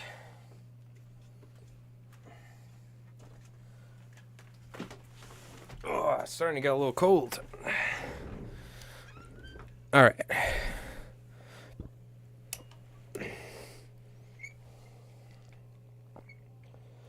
Let's tie a mackerel fly for Lima to see. Maybe we can go catch some striped bass in Massachusetts. We need some nice bucktail deceivers anyway and stuff like that. All right. That being said, first, I think we should do our giveaway here. Oof, it's cold out there, by the way. I think we should do our marble race. So go ahead, hop on in there for everybody on Twitch. We got our subscriber race going on right now. Let's get some marble tunes going real quick. So if you want a chance to win some flies, we do a giveaway the last Friday of every month here on Twitch. I got to find a way of doing something on YouTube, so bear with us if you're on YouTube. The first subscriber from our Twitch channel to the first marble to land in the pit is going to be getting some flies. If I win, can I give it to a random YouTube watcher? Sure you can, Jim. Of course you can. I don't know how we'd figure it out. We'd have, I guess, someone just type in chat, and then we'd randomly pick from the people typing in chat. Hell yeah. Of course we can. And then after this, we have our follower race, so anybody following the channel, you can feel free. Yeah, we're probably going to be doing giveaways on our YouTube channel via fly tying videos. So I'll probably have people, what do you call it? You know, maybe tell me what their favorite, something, you know, I'll have them tell me what their favorite fly or their color or something, and then I'll have a random generator pick somebody. You know what I mean? For YouTube in the future here. So, because unfortunately marble racing, we've been doing this for like a really long time. I guess we could theoretically do something else, but I don't think I can do a giveaway between two platforms on Twitch. I think it breaks TOS, unfortunately. All right, let's go ahead and get some marble racing music going. All right, let's start this up. Good luck to everybody in the chat. We're going to be doing the subscriber one after this. Jim said if he wins, give it to somebody on YouTube. You heard it here first, folks.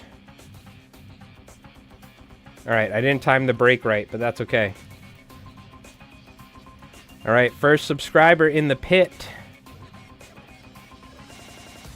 i.e. one of the blue, green, or pink names on here, is going to be winning some flies. We got Chef. We got Mountain Dew, the Dew coming up on the left. Leans, Master Battle taking the roundabout here. We'll see how this works. Watch out for the pegs. The pegs cause chaos. AR Fly Fisher Professional makes his way through the chaos unscathed, of course. The Twitch name is LI Flies Mike as well, Lima. There's a link below in the YouTube channel if you look at the description. AR, we got Master Battle. Master Battle's making his way through. Leans, AR Fly Fisher, try my banana. It's anybody's race at this moment. Banana, Master Battle, Leans going to the right. AR Fly Fisher, Mountain Dew going to the left. Everybody's picking their preferred routes here. You could try typing !boost. It won't do anything, but you could try it. Now we're coming up to the hamster ball of death, of course, the famous hamster ball of death. This could crush somebody's hopes or dreams, or it could make them. We'll see. Master Battle entering the hamster ball of death, trying to find the orifice. Oh, and just like that, Chef and Leans, professionals, didn't even have to look. 360 no-scoped, making it through. Leans is saying, yeah, I want to win some flies tonight.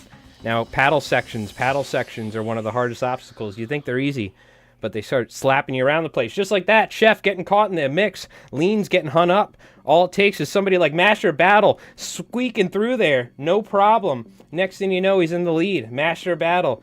Well, he's like saying, yeah, and now I'm in the lead. What's up? That's right, I'm getting these flies, but Leans is saying, no, not today.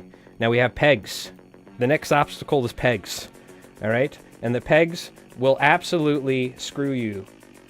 Just like that, Master Battle, hitting pegs. Lean's hitting pegs as well, though, slowing him down. Again, it's anybody's race here. We're approaching the end section, but we still have about a quarter mile of track left, of tarmac. Lean's getting hung up, Jin making his way. Now, the worst thing to do is if one of those pegs hits you as they're coming up and they launch you off the track. The Master Battle doing about 585 miles an hour right now down the speedway. Hitting boosters, turbochargers blowing up, and the flywheels are going into the intake manifold. But that's all right. Smoke and exhaust out at the back. Master Battles doesn't care at all. He wants those flies. But it would be really funny if one of those pegs hit him right at the end here. But nope, he makes it right through unscathed. Doing a little loop-de-loop there. Jim getting some momentum in the back. AR getting hung up. Lean's making some moves here. Again, we got some pegs. If Master of Battles... Oh, he's getting hung up in the pegs. Lean's catching up. If Lean's can squeeze around the sides... Oh, no! Master of Battles! That's what I was saying. Oh! But he almost made it. Lean's is saying, see you later, suckers! Woo! Straight to the finish line. Get pegged. Get pegged. Oh, Master Battle was so close. He was so close, but he got pegged right at the end. The notorious pegs, I told you. You don't want to get hit by the pegs. They send you flying. But just like that, congratulations, Leans. Master Battle, I feel so bad. That was so close, but that's the way of the marble race. Give it up again to Leans. That's right. Give it up. All right, random track. You know what to do. Give the flies to a random YouTuber. Whoa, cut the music. Cut the music. Well, you could turn it down just a little bit. Exclamation mark play to hop into the follower giveaway. Leans, breaking news. Giving away the flies to a YouTuber. Or not to a YouTuber, but to one of the tubers on the channel. So, real quick. I'm going to need you folks. I don't think any of this is... No, okay, good. You're not seeing anything bad. Whew. I'm not doxing myself here. One of you folks to type in the chat on YouTube. Anybody watching on YouTube, type. We got Lima. I'm going to write you folks down, and I'm going to write your names into a random generator. So anybody watching on YouTube, if you want a chance to win some flies, all you got to do is type your name, or just type anything in the chat right now. I'm going to pick your name. We only have 5 viewers, supposedly. Pick Lima. I think Lima, I think you're looking like the good bet right now. If there's any other people watching on YouTube, just type anything in the chat. Is there a way I can, like... I'm trying to see if I can make the chat bigger somehow. I guess I could take the screen, the game capture. But that's alright. You guys are in the bottom right there. Maybe you could see it. Alright. Raymond. We got Raymond entering the battlefield as well. Is this cheating? Chandler? Chandler as well? Nope. Oh, I'm assuming you're AR.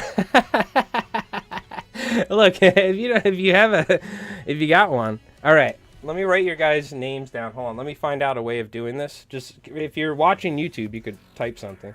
I like how some of the folks are coming from Twitter. No, there's nothing wrong. You can do it.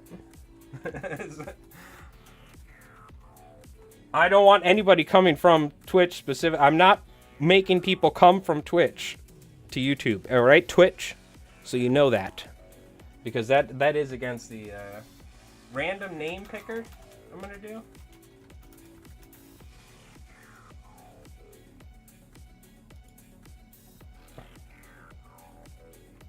An easy one, maybe, or something? Wheel of Names. Here we go. Alright. Is there a way I can, like... I'm gonna have to write your names down, I guess.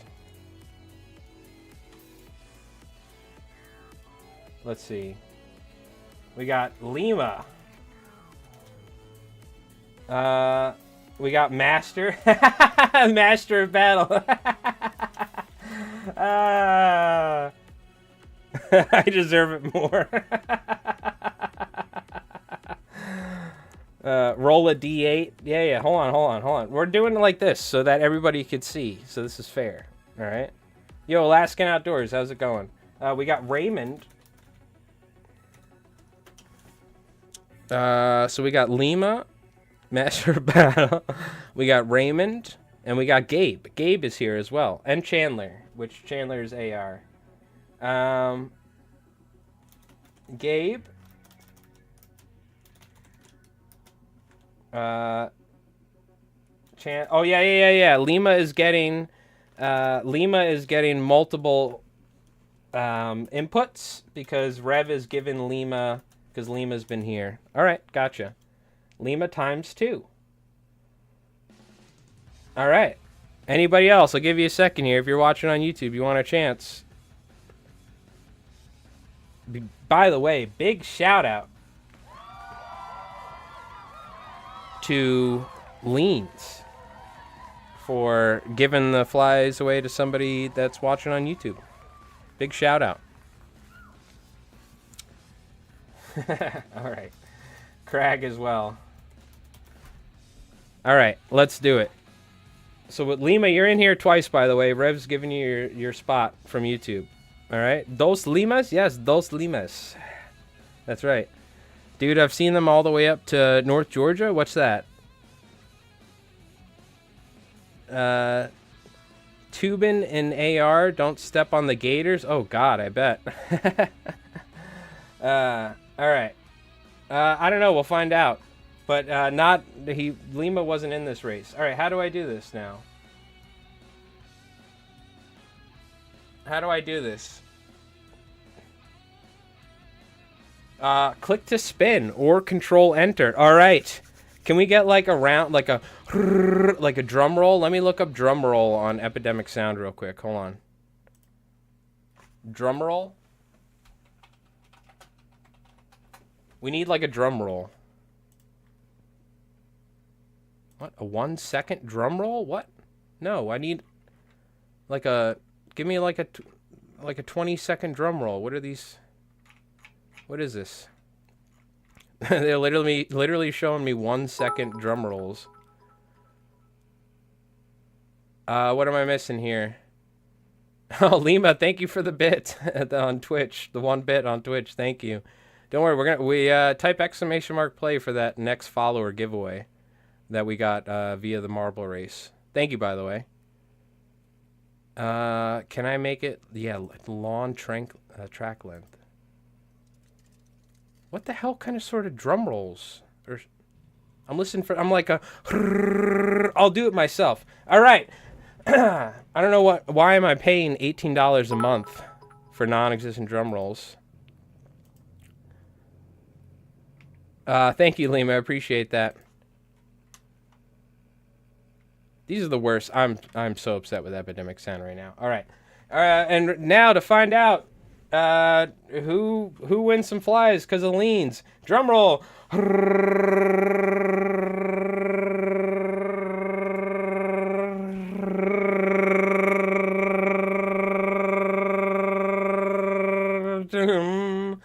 Hey, it's Raymond. Congratulations, Raymond. Congratulations. Give it up. Oh, I don't know why I did the drum roll so early. I thought it was going to be quicker than that. Everybody loves Raymond. That's right. I know you're watching, Raymond. You were just typing in YouTube. By the way, thank you, Leans. That is very kind of you. Very kind of you. All right, but on Twitch, there you are, Raymond. Oh, hold on. There you are. I see you. Ah, okay, gotcha. Banana, Roger. So message me on Discord, because you're on Discord. Message me with your shipping address. That's it. I'm unfollowing Lemus. Classic Twitch stuff. All right, we do have the follower giveaway going. We just did our subscriber one. So make sure you type ! play. All you got to be doing is following the channel. and the first marble to land in the pit. We're going to be doing this here in just a moment. So all you got to be doing is following the channel. The first marble to land in the pit is going to be winning some flies, but not banana. Banana's out because you only get one per month. You don't get double. I think we did that once and somebody won twice in 1 month, you know, and people were rioting, so we changed it. So no one else join. I have 50% chance. Sure. Yo, if I win, give it to Lima. No, that's not how it works. You can enter, but it's fair game. It's fair game. All right. You can enter it, but your marble doesn't count. Lima, you got to win your own battles. You know, people be out here in the trenches. They've been marble racing for years. They've been out there. We have traditions. That we have marble polishing stations. We have buffing wheels. We have sanding wheels. We have sandblasting stations. Okay? This is industrial equipment. We also have Mother's Marble Polish. Okay? The brand new line from their car polishing line. We talked to them for marbles. We have Vaseline, sandpaper. Some people like using sandpaper. They think it reduces the frictions on the marbles. We have a whole tradition of marble racing here, and people have been in the trenches. So you got to earn your own marble luck. You got lucky with Rev giving you some of that, giving his extra submission. Yeah, lube machines, chinchilla oil. I forgot about chinchilla oil.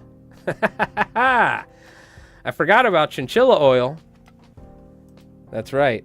I hope somebody watches the VOD on YouTube at some and just starts laughing, or probably turns it off. They're like, I have no idea what this guy's talking about. I thought he was going to be tying flies, but there was marbles and he was talking about milking chinchillas. Oh man. Silicone spray, extra dry. See, there you go. Rev knows. All right. But now we got to tie a fly, a demonstration so Lima can see it. So, yeah, you're in there, Lima. We got Jin, Lima, Alaskan Outdoors. And Outdoors, I saw you asked, have I ever tied larger salmon flies? Like, what do you mean by larger? I've tied, for steelhead, like, tube flies, essentially. You know what I mean? Like 3-inch tube flies, like streamers, but on tubes. I don't know what you mean. Like, have I tied 5-6-inch flies for salmon? No, I haven't. I've tied flies that are basically like salmon flies, but for striped bass that were that size. You're looking for 3.5 to 5-inch needlefish flies? Oh yeah. I mean, it's a pretty easy thing to do. There's many different needlefish flies you could tie. In fact, real quick, before we tie, I'm going to look up, just do a Google search of needlefish flies real quick so you get an idea.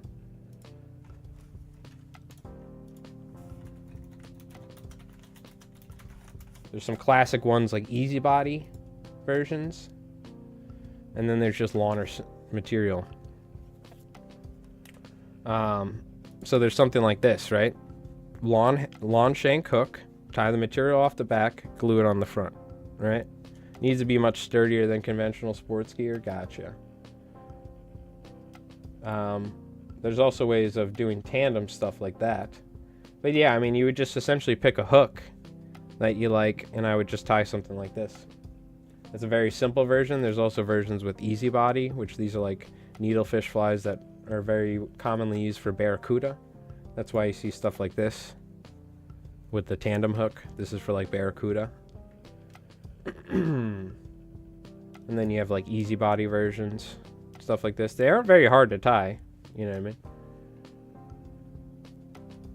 So we could always talk. You could always ask. How do I enter? Gabe, you got to be on Twitch, unfortunately, because I can only do the marble race. It's connected to my Twitch channel. So there's a link down to my Twitch on YouTube, and you can, if you have a Twitch account, all you got to be doing is following the channel for the follower race, and you type !play. You just go to twitch.tv/lifliesmike. I'm trying to find out a way of doing it for YouTube in the future. So I can't stream, like, I have to be very careful with what I'm doing on Twitch so I don't break TOS. But, so we'll find a way. We're probably going to do our giveaways on YouTube via our videos. on the videos, but we'll see. We might have a way of doing it on the live stream as well. I'll find a way of doing it.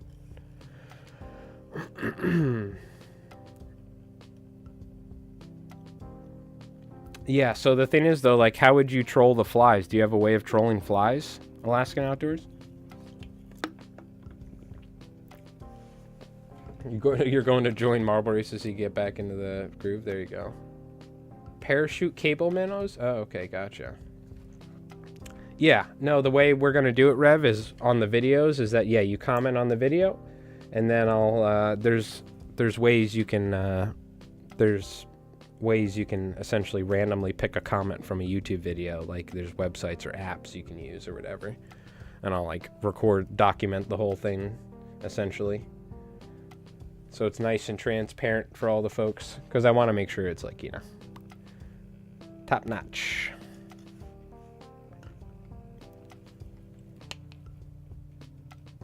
The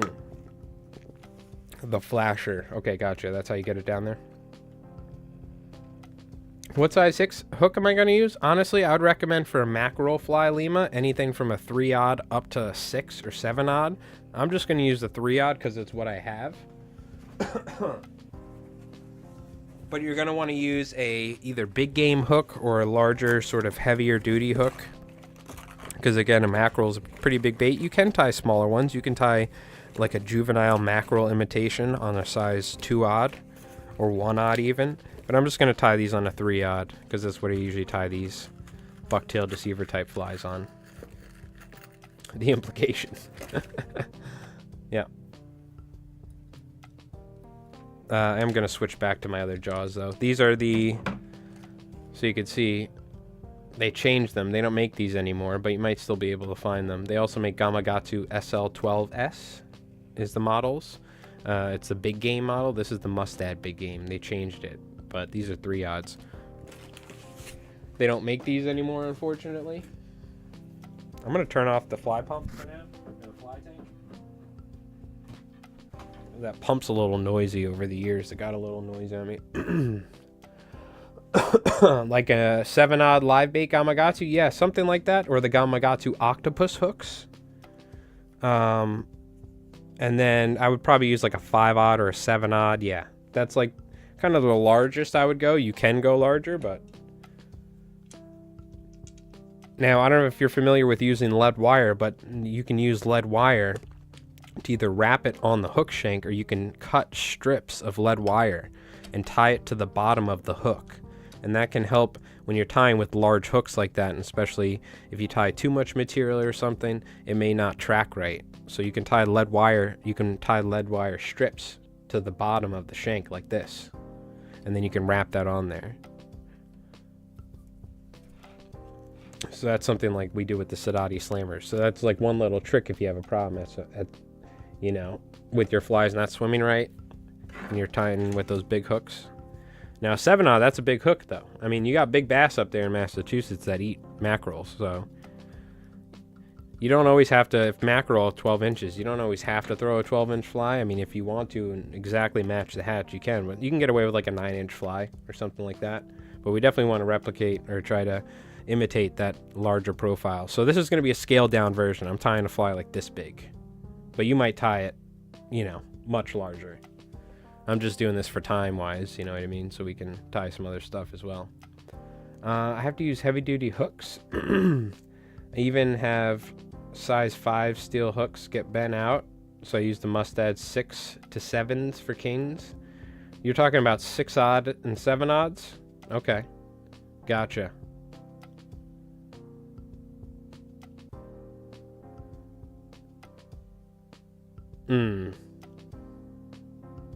Yeah.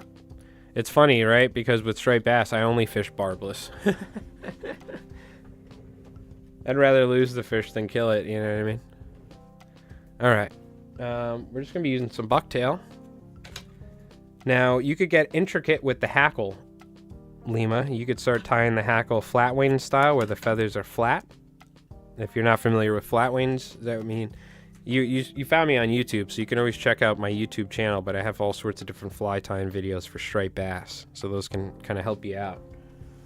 But there's many different ways you can tie feathers to a hook, right? So we could tie flat wane, we could tie them tented, if you will, where they're kind of tied at like a 45-degree angle around the shank, you know, not perfectly sideways. Or you can tie them like a deceiver where they're laying flat. You don't need to add any feathers, but I always like adding some feathers to my bait fish flies because you just get that extra action in the water. So I just tie a little bit of bucktail to help the feathers. Just to make this easy, you know, we could get beautiful blue and green and all sorts of yellows and stuff. I'm going to use a little bit of white, and then I'll just try and use some basic blue and olive. But you can go nuts. You can add like 5 different colors of feathers to really try and get that color gradient of those mackerel. Mind you, if they're eating mackerel, you might even be able to just throw an all-white version of this fly and catch them. Color is a whole nother thing when it comes to really how important color is for a bite. It's, I don't know, it's funny. But anyways, we're going to tie some white, and this is kind of more curved towards the bottom, and then the blue and the olive will be on top. I'm just doing like a basic, like 3 colors or something. The octopus hooks come offset. That okay? So I forgot to mention. Thank you for bringing that up, by the way. What you do is the hook's offset like this, right, Lima? You put the hook in the vise and you straighten it by hand. It's a little tough, especially a 7-odd. But Mark Sadati showed me this. So the hook's bent, and it's so for anyone not knowing, the hook is an inline. This is an inline hook right here. So what that means is the hook points here and the hook shank bends to the side. So what you do is you just grab it and you bend it straight. Yep. The other thing is you can buy inline octopus hooks, Lima.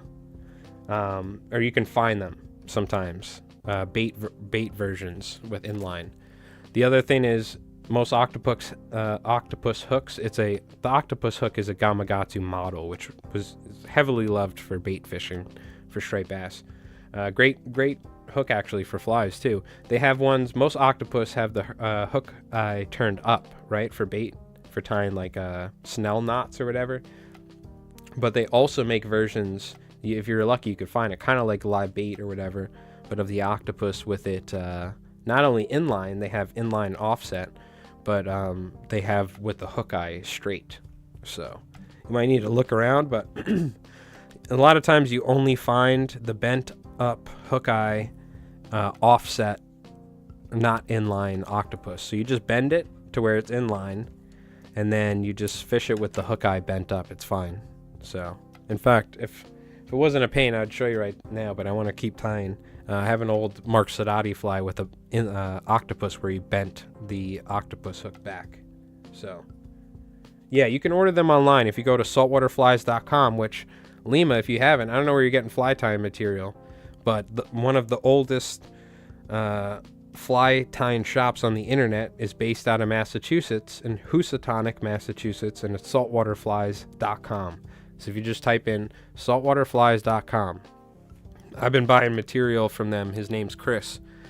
He's got a website. I've been buying material from him for the past 20 years. But I also have been commercially tying. We tie flies and sell it to them.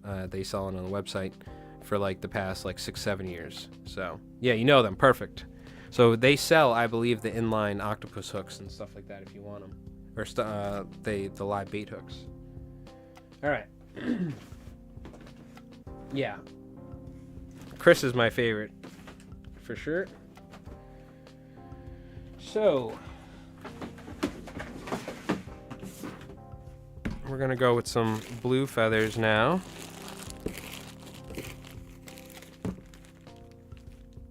For the mackerel vibe. You can add yellows and stuff. I'm just picking some colors. Just kind of your classic sort of mackerel colors, if you will. Another fly worth looking up as well is called the grocery deceiver, which is a classic New England pattern as well, particularly up in Maine. But the grocery deceiver is just a deceiver with a bunch of hackle, high ties, and some eyes. Pretty cool. what am I looking for? So I'm looking for the olive hackle with the barring. Where is that?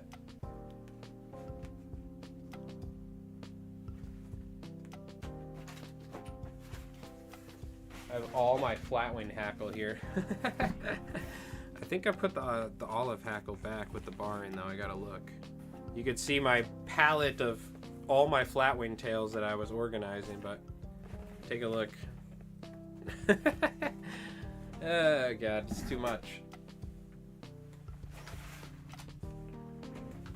Where's my olive hackle with the barring?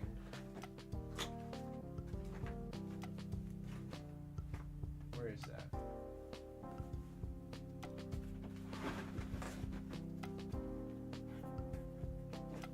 We just used it recently. I know we used it.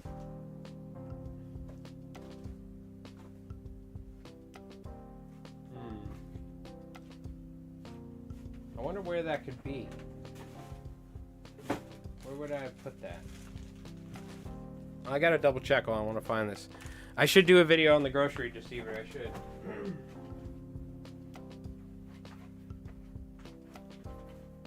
Where did this go? I know oh, it probably is here. Yes, I got it. If we're doing a mackerel fly, we have to put some barred olive hackle on there.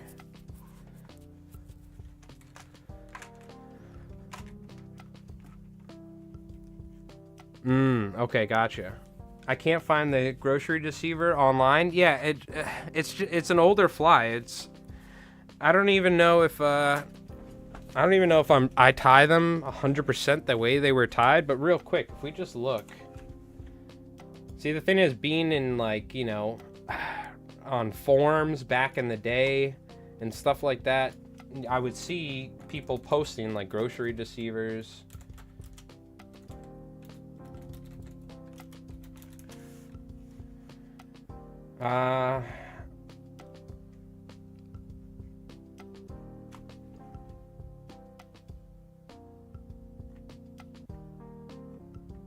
So what you got to do is type grocery deceiver fly Maine.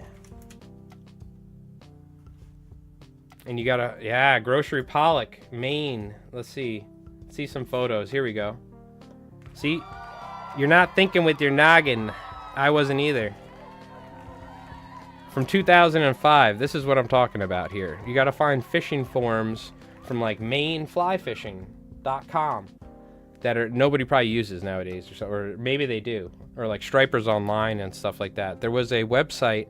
There's a guy called Flies and Fins on Instagram. He had a website. I don't know if he still does. It was fantastic. I think his name's Jeremy. I've talked to him a couple times. Awesome dude. I think his name's Jeremy. But he used to make music on YouTube like 15 years ago when I was a kid. He was, or whatever, in high school. He was making music with like, and he would have fish. So there'd be striped bass and there'd be steelhead. He had a song called Fat Nancy's, which is the name of a shop or whatever. And on his website, I remember seeing him fish in Maine and catch a huge striped bass during a video, like with him playing acoustic guitar, and he would just show fishing. And it was like him catching a giant striped bass in Maine. Or maybe it wasn't with a video with music, but. So let's see how they tie the grocery deceiver, this person, Matt B here. A grocery pollock, 4-rod hook. Materials you're gonna need: saddle hackle, bucktail, flash boo, calf tail in red, French tinsel. We got emu feathers, peacock curl, eyes. Okay. Now the way, I'll tell you before I even look. Okay. Yeah, Jeremy Cameron. Yep. He's got a fantastic YouTube channel. You can go back and probably find all those like music. He had a song called Rat Race, and it's them catching bluefin tuna on the fly, and it's so cool. So when I was like younger, he was a big inspiration. He was really cool. I've talked to him a couple times on Instagram too. He's a really awesome guy. But so a grocery deceiver is a larger deceiver, and I think the way I would tie it, I would do high tie and low tie as a bucktail, sort of slammer style. But essentially, it's similar to a slammer, but it's traditionally I would think slop and hackle, which is very hard to find. You see, they're using very wide webby hackle here, by the way. But schlop and hackle, which is like a webby hackle, and what do you call it? you tie essentially a bunch of chicken feathers off the back, right? And then you use the bucktail and you build up the body, top and bottom, with the material, kind of like a slammer. That's kind of how I picture and how I tie grocery flies, but it looks like they actually are, oh, okay, I see now, yes. So they have hackle, right? Then we're wrapping body braid, essentially. And then you're tying the bucktail, and that's pushing the bucktail up. Oh, yes, I forgot. Grocery deceivers, you got to tie hackle in the front. Thank God I looked at this. So this is where the colored hackle comes into play. Now you tie the hackle on top of that bucktail. You start adding colored bucktail. Yep. I would tie it a little bit fuller, but this is really nice. Whoever did this did a great job. That's sort of your classic main grocery deceiver sort of fly. I would probably tie it more fuller. So what I would do is I would tie bucktail. I would do more bucktail collars, but I like the body braid. This is like a cheat for pushing the material out. So, you know what? We could do this right now. Should we just do this right now? We'll tie a grocery deceiver mackerel. It's you know, if you just don't tie the body braid stuff in, Lima, you're gonna have the same thing pretty much. But we're just gonna show you an alternate way of doing it, essentially. So I'm gonna tie all white for the tail then, if we're doing it like that. Sorry, I'm switching it up on you a little, but it's one thing I want you to learn, and this is not just going out to Lima or anybody, but everybody else.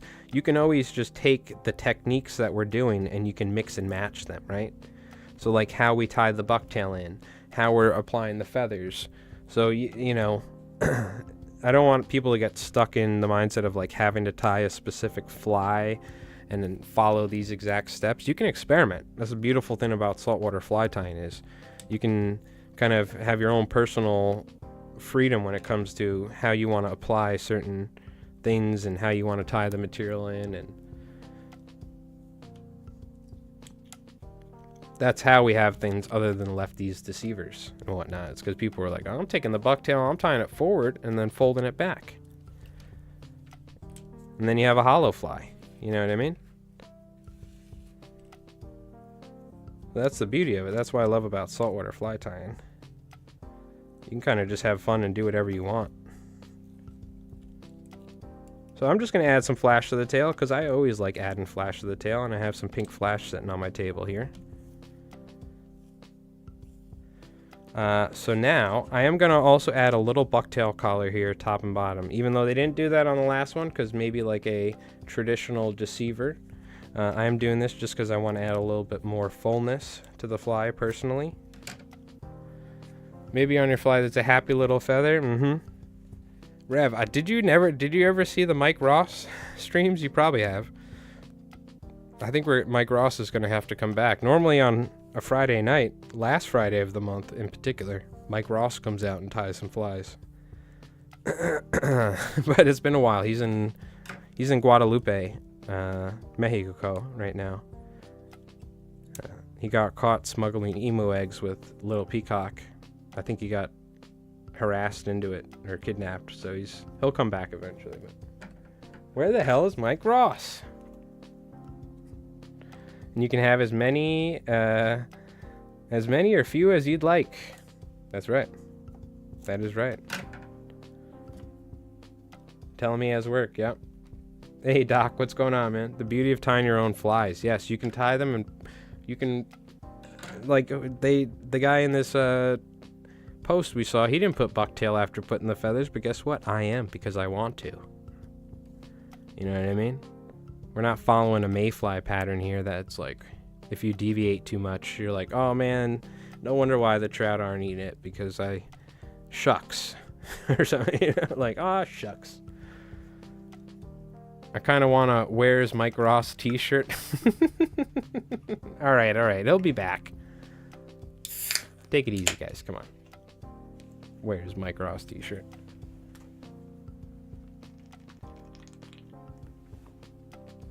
I don't know what the deal is with YouTube, so I'm not showing the full can. All right. So, we got our white hackle. we're looking good. We need some body braid, and I think I just had some silver. Oh man, my desk is already a mess right now. From all the material. Need some body braid. Where's my body braid at? Should have some silver or something. Let me see what I got here. I do have some of this kind of crappy dollar store stuff I could use. Say screw it. I got some black. No, I'm looking for silver ideally. You know what? I'm just gonna use this. I bought so much of this off a lure website and I never use it. So screw it. It's not traditionally, I guess, the same thing, but I think it'll work. It would be a funny t-shirt. I accidentally one time, instead of tying a red jig head, I went to change to an Asian hornet just for the heck of it and use flashers for the antenna. There you go. Perfect. I've tied some, it's funny, some of the flies that I end up looking back, I'm like, dude, okay, this isn't gonna work, right? I'm like, the ugliest looking flies, quote unquote, I've tied are the weirdest ones. I like throw in a box. Years later, my buddy gets into fly fishing. I start giving him all the flies because I know he's going to break them. Because when you first start fly fishing, you end up breaking a lot of flies on the rocks, you know, striper fishing. And I give him the ugliest flies that I tied when I was a little kid. And what does he do? He goes out and he starts catching like twice the amount of false albacore than me and like 10-pound fish. And I'm like, I gave him those flies just so he could smash them on the rocks while he was learning how to cast. He's out there catching. I'm like, oh, okay, I didn't even think those flies would fish, let alone slam them that good. So that really solidified to me that the fish aren't as picky as we are. You just have to match like the profile and you have to get it in front of them and make it look like fish it in a way that is realistic. Because these were some of the ugliest flies I had ever tied in my life. Back when I was like 8 or 9 years old. Or 10 years old, you know? Like really just starting and like, you know, I didn't even have the right materials. It was so funny. I was like blown away. I was like, oh my God. So we just wrapped this body material here just to kind of build like a bump. This is going to help that material open up. So in the grocery deceiver, they went pretty far, but I'm stopping here. We're going to tie some bucktail, then we can always do it again, vice versa. I'm going to do another white collar here. Some Lawner hairs. I'm planning on doing another one of these bumps here of this material. We got nice lawn bucktail too. I'm not gonna tie too much. I'm gonna go pretty light in this tie here. And I think what you really want to do is you want most of the material to be focused top and bottom instead of like really side to side for a 3D look. You can do it, you probably should do it, but you know, in the early days of striper tying, it wasn't very, you know, pre-hollow ties and bucktail deceivers, a lot of the flies were like 2D as opposed to 3D almost. It's kind of funny to say, but I mean, you know what I mean? Like where a lot of the bunker flies had the material top and bottom as opposed to everywhere. If you go look at a lot of older flies, because people didn't, you know, a lot of these techniques haven't been developed. A lot of materials weren't around. There wasn't a lot of synthetic material to tie big flies.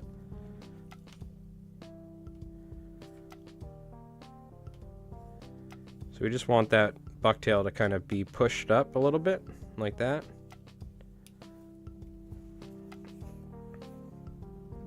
In fact, I'm going to unwrap that a little bit on the bottom. I want this to be even. It's almost like a hollow tie. This is kind of like if you wanted to cheat a hollow tie, by the way. Kind of do something like this. If you didn't have good enough bucktail, maybe.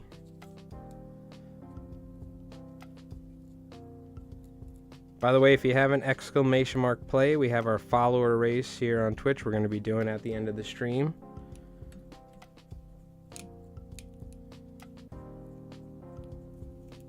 And again, I apologize. We'll find a way of figuring this out for the folks on YouTube. how we'll do it. We'll do it via probably our fly tying videos, and you can leave a comment or something. And I might end up doing some on the live stream as well. We'll see in the future. And I was catching striped bass off the Bass River left and right. Let me see what I missed. Oh, very nice. Hell yeah. Schoolies and 130-inch bass. Oh, nice. Very cool.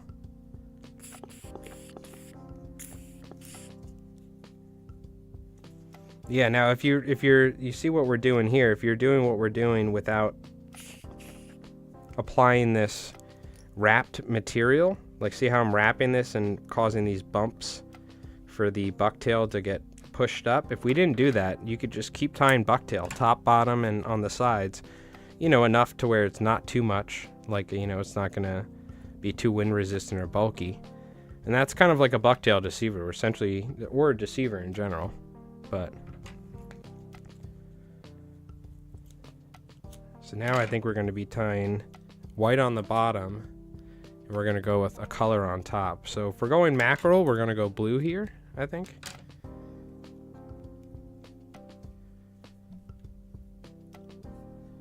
This is only a 3-aught, so I don't want to make it too bulky.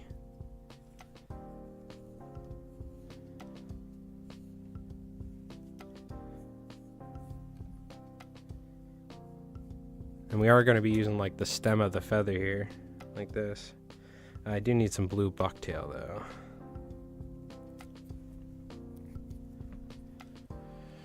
Which I should have some. That'll work.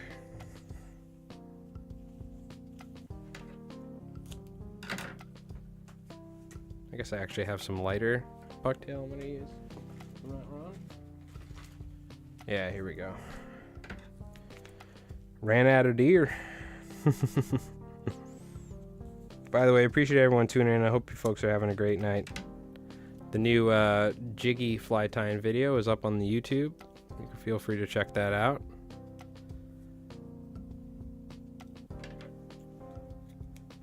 If you want to tie something other than a Clouser minnow.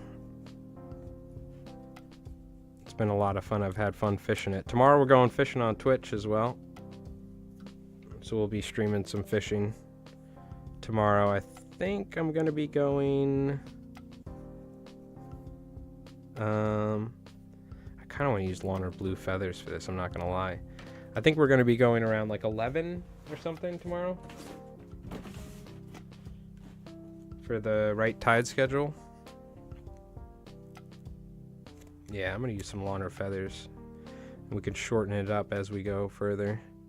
See, this is where we're doing grocery deceivers as well. Should I just go like chonk feathers? Big feathers? Big chonkers?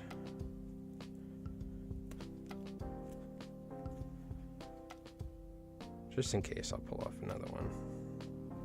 So we have a couple options. We'll size it up. Let's eye it up. Hey, yo, whoa. Yeah, see, like that. I want that feather to extend back. Beautiful. When you tie it with the stiff part of the hackle like this as well, it's a lot less likely to foul, but... A little trick, learned this from Chris at saltwaterflies.com.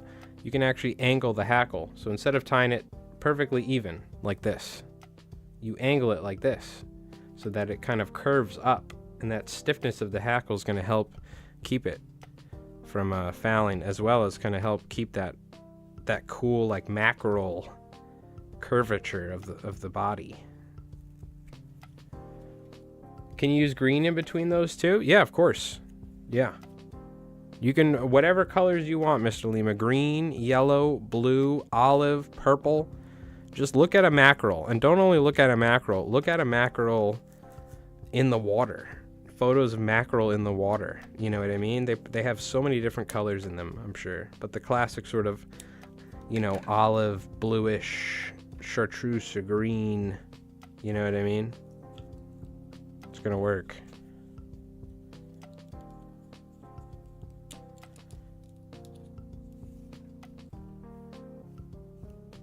Now I'm going to add some olive here.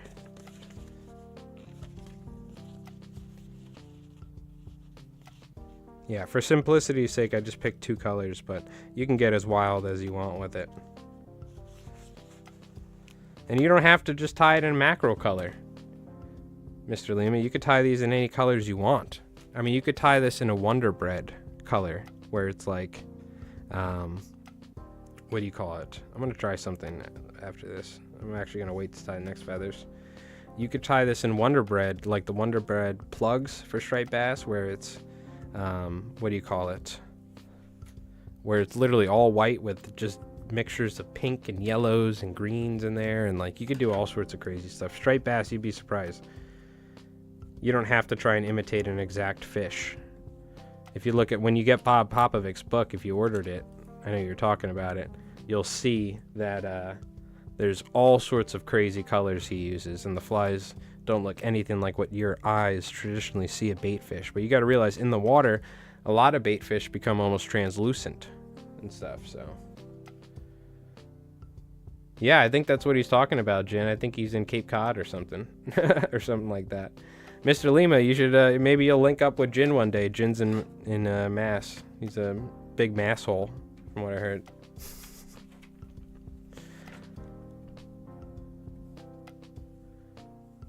All right, let's tie some white on the bottom here. He uses yellow and orange, yes. A lot of yellow and orange and stuff like that. Yeah, Gabe.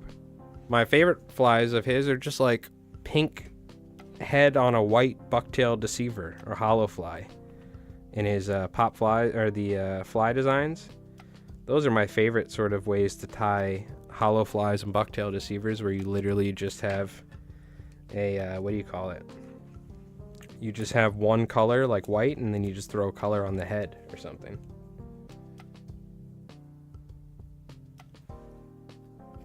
That main site is cool. Yeah, it was just that's a random site. There's Stripers Online, which is an old site, which is still around, but was really popular back in like the mid to late 2000s, or 2005 or 6 to like 2010 or 11 or 12 that I was part of. There were a lot of different people. I met people and we went fishing together off there. There were a lot of forums that were a lot more active and stuff like that in back in the day, in different places that had really cool communities.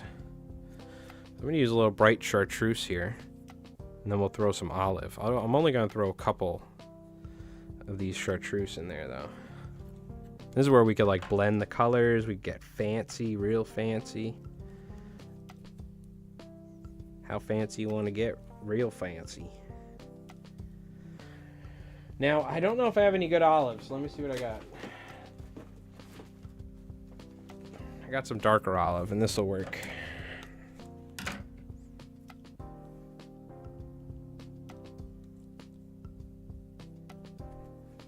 By the way, if you haven't,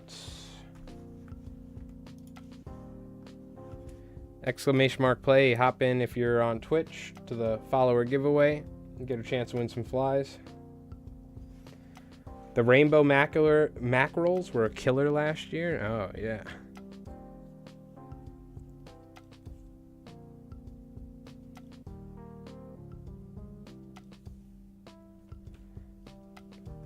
And we'll throw this olive like that.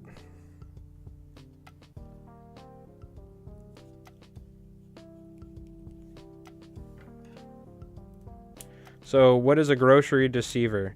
You throw everything from your grocery that like you got at the store. It's like a bag full of crap, and you just tie it all to the fly. I think is what a grocery deceiver was. You put the whole I got the whole grocery list on that fly or something. I'm sure there was like a better joke that those like Mainers were doing up in Maine, but I think that's what it was, something like that. Yeah, you put all your groceries on that fly. You know what I mean? Classic Maine humor. You're on Stripers Online? Yep. I still have an account. I just haven't been on there in years.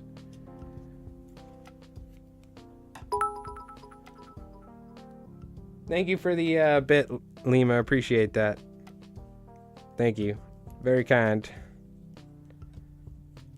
So we're going to throw some white on the belly here. If you have Discord, this goes out for the folks watching on YouTube, whether you're watching live on YouTube or you're watching the video on YouTube, the save video. In the link down below, there is, in the description, there's a link to our Discord. We have a fly fishing and fly tying Discord. You could feel free to go in there, see different flies people have been tying, different fish they've been catching. We have folks from all over the world, like Doc over in Ireland, and people out in Norway and Denmark. So you'll see all sorts of different stuff if you're here from the U.S. And if you're from other, you'll see, fishing from the U.S., like trout and all sorts of stuff. So you have any questions or anything like that, so you can feel free to click the link down below and join that. Or if you're watching on Twitch, type !Discord as well. Add a little bit of olive, even though I don't have much.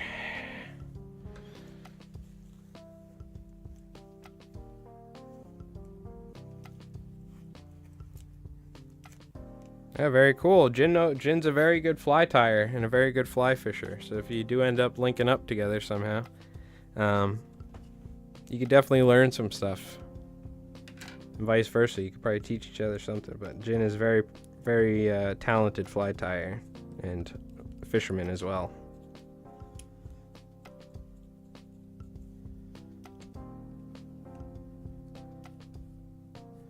Again, so we just want to tie the entire grocery list on there.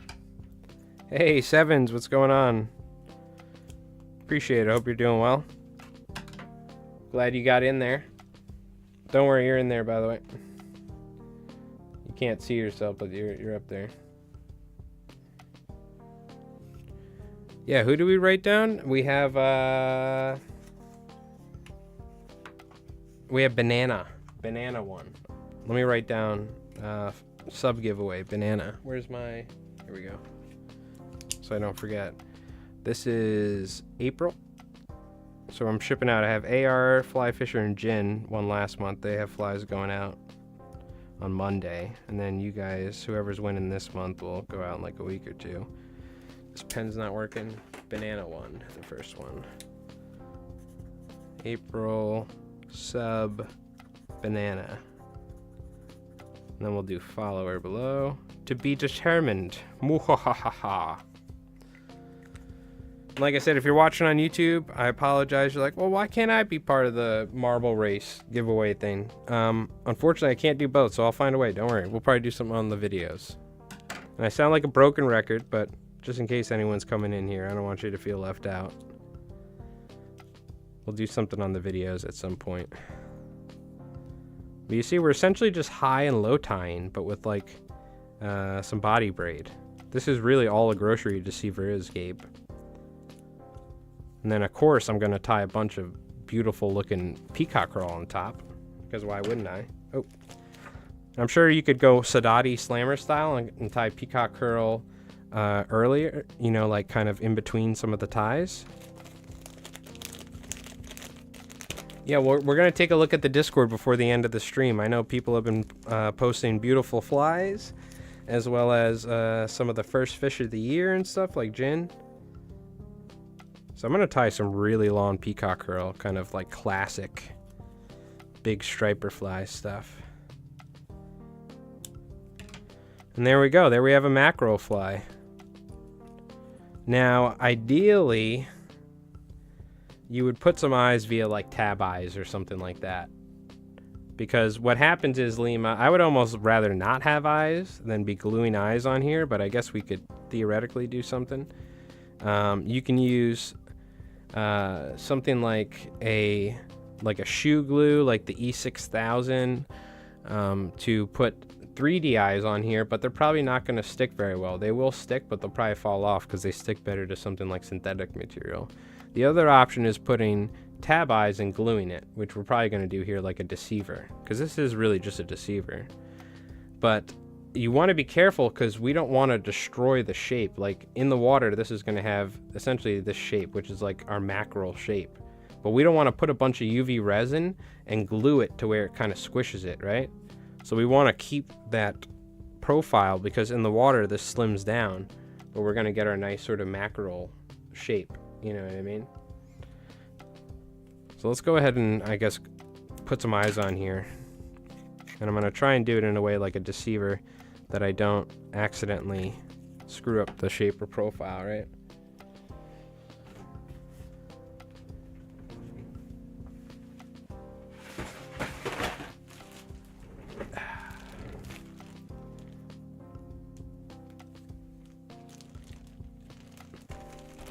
By the way, I appreciate everyone tuning in. Thank you so much.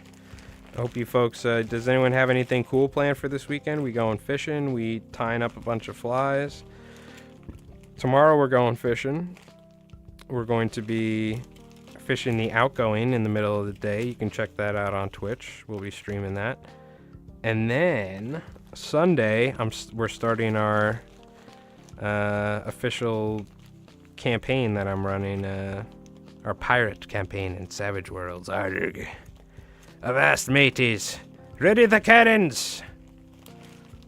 So I gotta practice my pirate accent. Hopefully that was good, Eric. We'll see. I'm gonna just watch Pirates of the Caribbean tomorrow or something. So essentially I'm the game master. I'm running the world.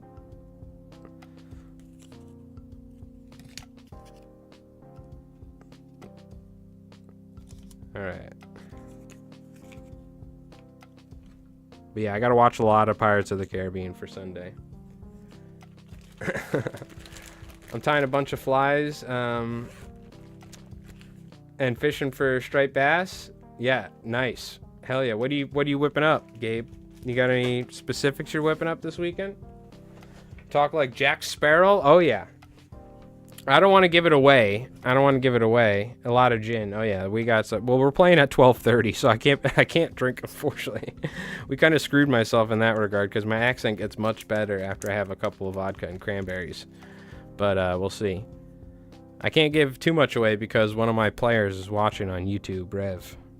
One of my good friends, so I don't want to give too much away. But yeah, there'll be all sorts of shenanigans. 5 lice covered schoolies. Nice, Jin. That's awesome. Between you and your buddies, right?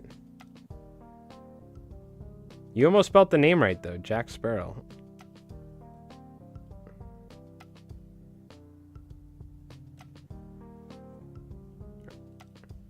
Alright.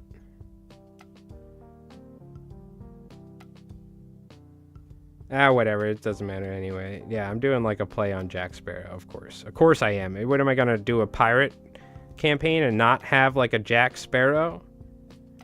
That's like a play on Jack Sparrow? Of course. Now the question is, are they going to kill him right away? Can't day drink, real piratey? I should be day drinking on Sunday like a real pirate. Avast you mateys. Come home like, oh god.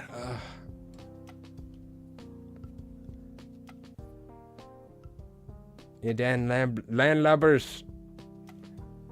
Are you saying landlubber or landlovers? What do you... No, I'm saying that you almost got the spelling correct to how the character that I made. I'm not going to say the exact name, but it's a play on Jack Sparrow. I'm not going to give the exact... If Rev already knows now at this point, it doesn't matter. But for everybody else, they'll get a laugh at it. Of course, Rev already knows I'm going to be making a character that's a play on Jack Sparrow. You almost spelt it right, though.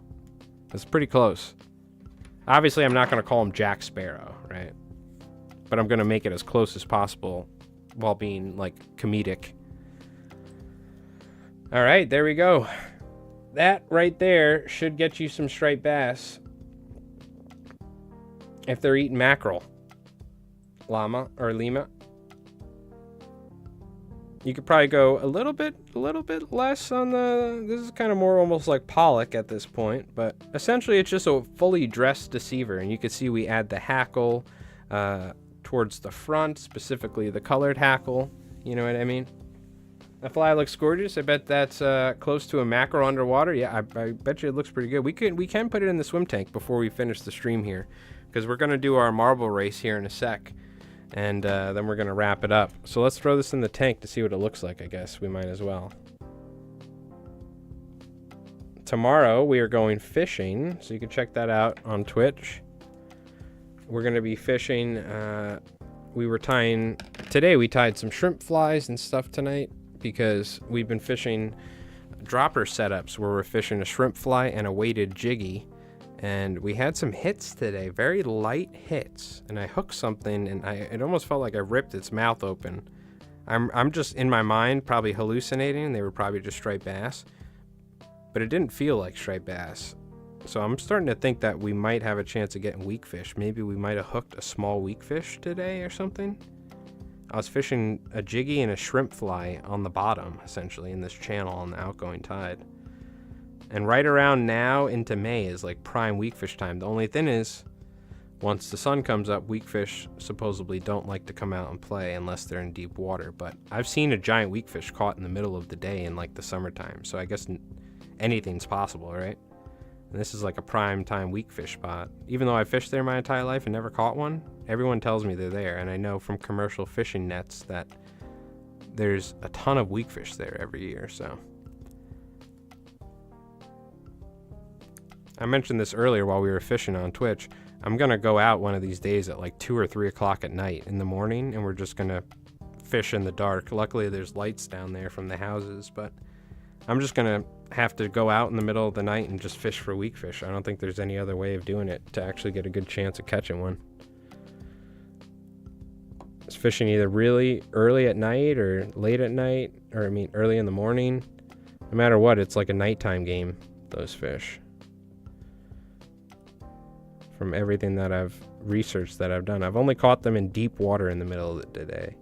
God, I don't know, I'm like stuttering slightly. In the middle of the day, I've only caught them in deep water. All right, now the tricky part, I gotta get this line in the hook right here. Okay, I'm getting set up. Give me a sec, I'm gonna swap over. We're gonna see what this looks like in the water. I have a feeling it's gonna look pretty good. All right. Dry my hands off so I don't get electrocuted.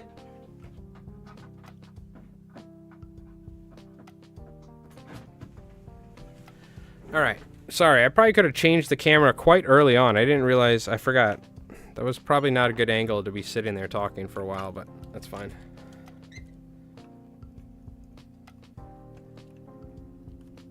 Now, the leader's not very long, so...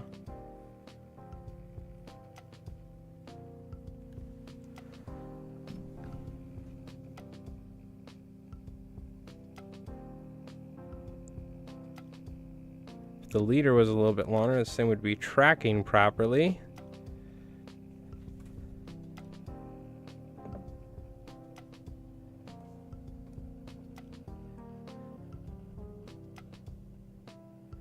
This is also 8-pound leader material, so we probably, for a fly like this, you need like 15-pound minimum, so it's riding sideways, but you kind of get the idea here of the action of the fly.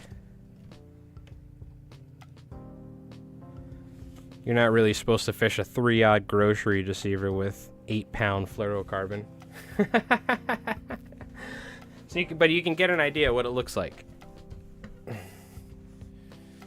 They have weak jaws and mouths, yeah.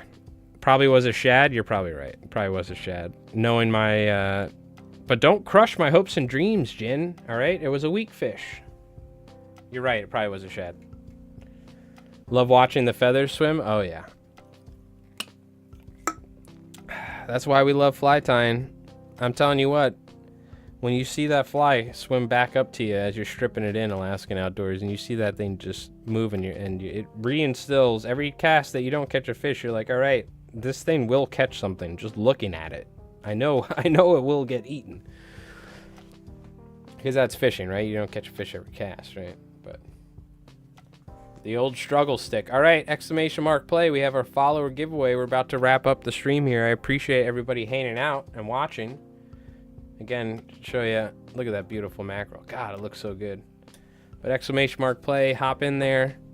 Again, we'll probably next fly tying video on YouTube, which is going to be early next week. I'll probably put out something where I ask people to, you know, maybe leave a comment or something like that, and then we'll do a giveaway via the YouTube video for you folks on YouTube. So, because unfortunately this only works with Twitch, and we've been doing this for years like this, so we'll find another way of doing it, probably via videos.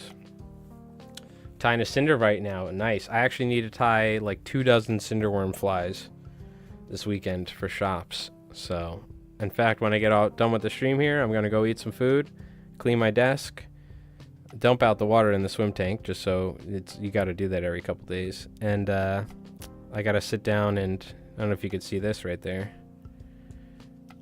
That's a whole lot of half and half heads that I need to tie. That's what I'm doing tonight, till the wee hours or to the late hours of the night. Oh, you couldn't see. Duh. Look at all the half and half heads that I gotta tie, so that's a lot. I gotta do that, and then I gotta do gurgs. Cinder gurgs. Alright. We got this going, looking good. Joy of tedious stuff kills me, yeah. The joy of fly tying, you mean? Da da da da da da da da da da da da da. All right, wrap it up, Jerry. Wrap up the. Shut it down. No problem. No problem, Lima. Fly tying is therapeutic. It's wonderful. It's wonderful. All right, let's do our final marble race of the night here. This is for followers. Thank you again to everybody who is tuning in from YouTube. I appreciate that. So.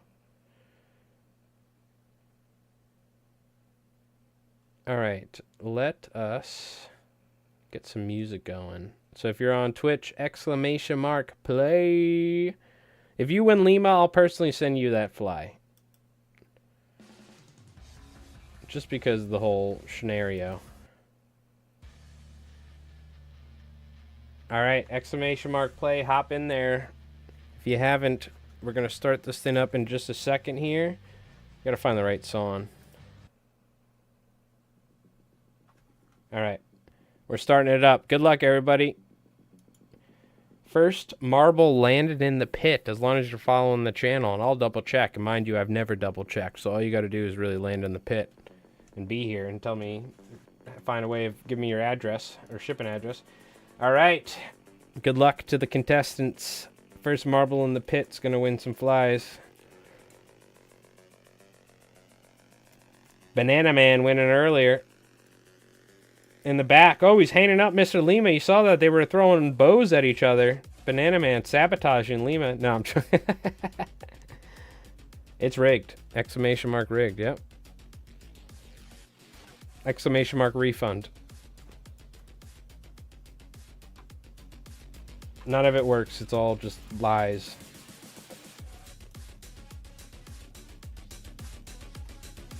All right, we got some techno music going on. Alaskan Outdoors in the back, but that's all right. That could change at any moment. We have the forbidden paddle sections. As you know, the paddle sections make or break people's hopes and dreams.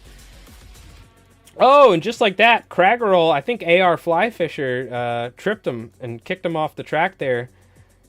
Craggerol flying off the track. Master of Battle, look at that, surging into the lead now from the paddle section. The double paddle section, throwing bows. We got Banana and Leans fighting over there. Oh, Alaskan Outdoors flying off the track, getting pegged. He got pegged real hard. Somebody just got blown up by a mortar strike. I think the Garter here, they're doing artillery. Jin flying off the track left and right. High mortality rate, and we're almost done. Oh my god, this is a high-speed marble race. Sevens. If he doesn't get pegged here, he's going to get the win here. Sevens, can he do it? But Mountain Dew, oh, he's getting pegged. He's getting pegged hard. Oh, it's anybody's race. It's anybody's race. Give it up for Jim. Give it up for Jim. Get pegged. Mountain Dew and Sevens getting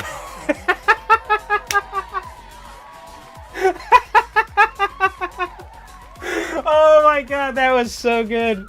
I love the pegs. I love the pegs. Get pegged. That was so funny. Oh, Leans. That was one of... the camera's not on me. That was so... that was so exciting. And then the pegs came and ruined it. All right, Jim. Okay, gotcha. Okay. So, separately, this is separate. For the folks on YouTube, then, I need someone to type in chat. Jim is giving it to one of the folks that are watching on YouTube, because we haven't figured out a way of doing our giveaways there. So now, nobody from Twitch, go to YouTube. You can't do that, or I can't tell you to do that, so don't do that. All right. But,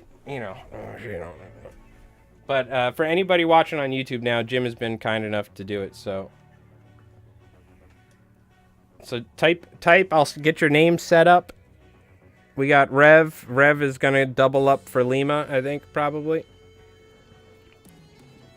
Chandler. You guys can watch this fly while I set this up.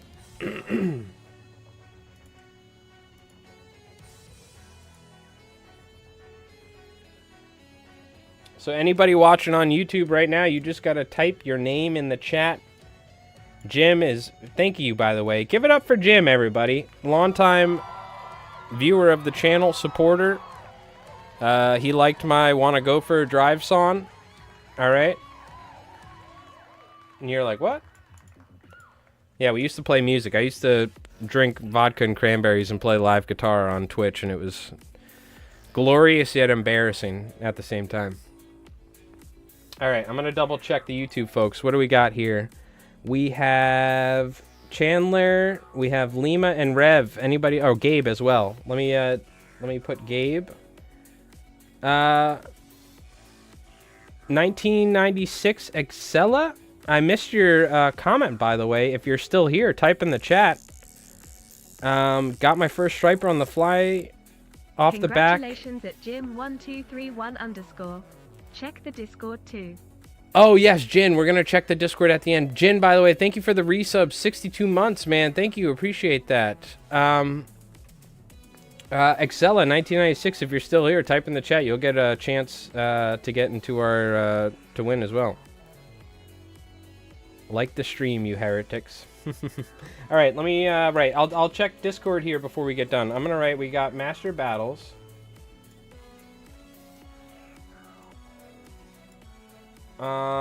We got Lima, Raymond already won, you're out. Gabe is here, Chandler. Craggerol is probably not here. I haven't seen him type. So anybody watching on YouTube, just type something in the chat and you're going to be entered for a chance to win some flies here. I got Lima, Master of Battle, Gabe, and Chandler. By the way, thank you everybody so much for watching. I hope you folks had a great night. We're waiting this here. We'll give you a sec here. In case, this is why you always update the streams, by the way, on Twitch or YouTube. You always make sure the stream isn't lagging. Because imagine the stream's lagging right now and somebody's watching. They're like, oh, fuck, I missed it. No! This is why you always just double check every once in a while. You just, like on Twitch, you just, I refresh someone's stream or something. No, all right, we're gonna close it up here. AR's like fucking logging into other. Oh, Master, I mean, you're in there, so. All right, here we go. Good luck from YouTube. Jim is giving his flies from the giveaway to somebody from YouTube. So here we go. Good luck. Drum roll, please.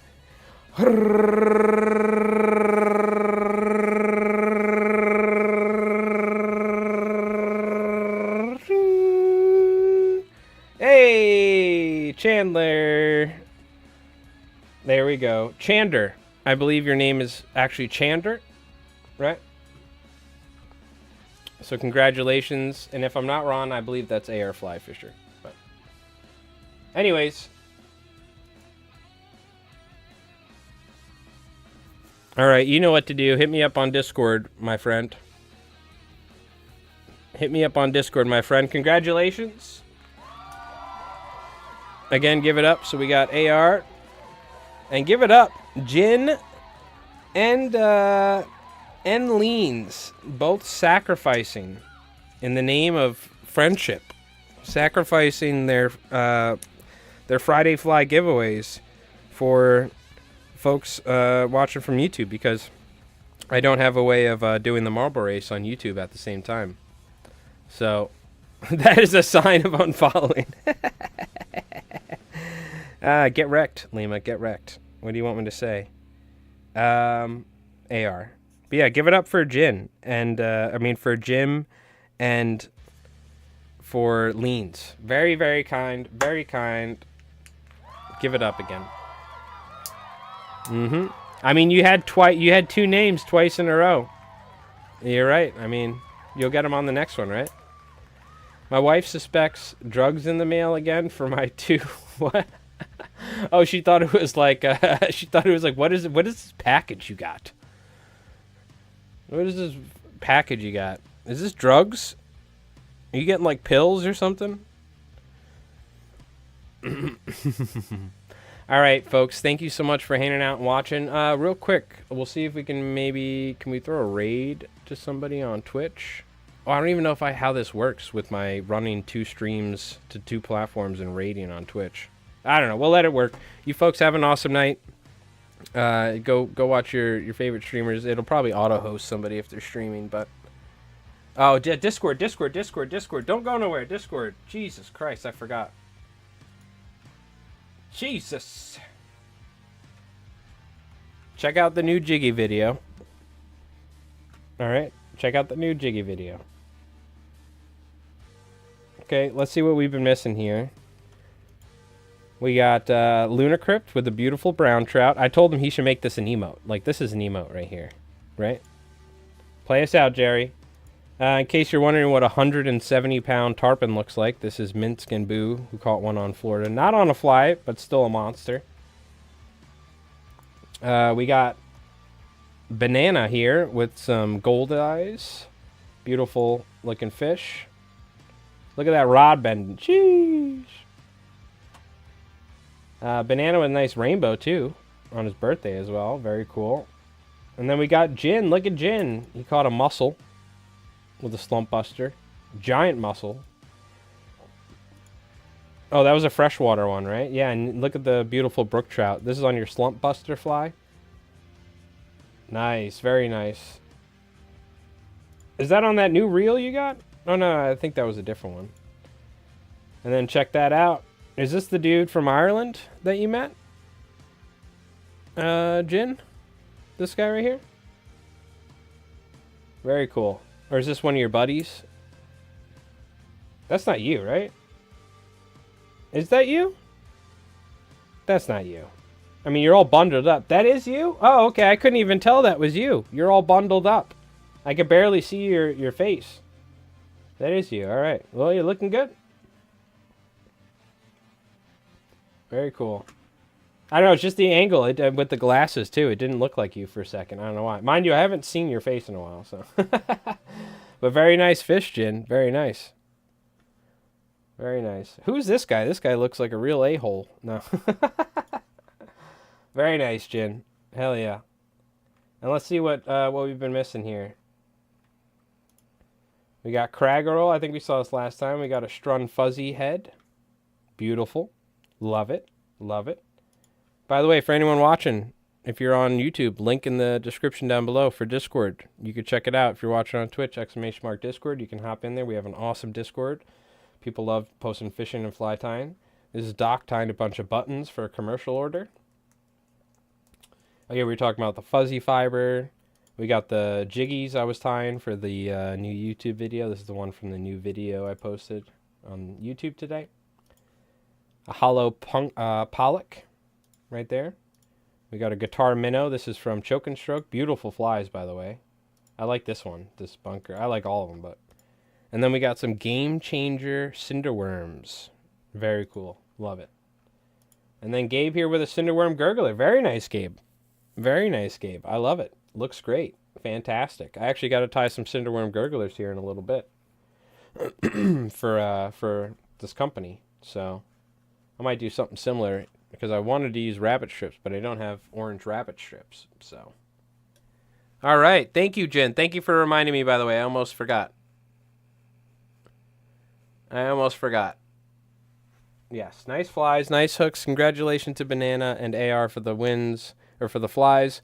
And thank you to Leans and Jim for the marble wins and the sacrifices.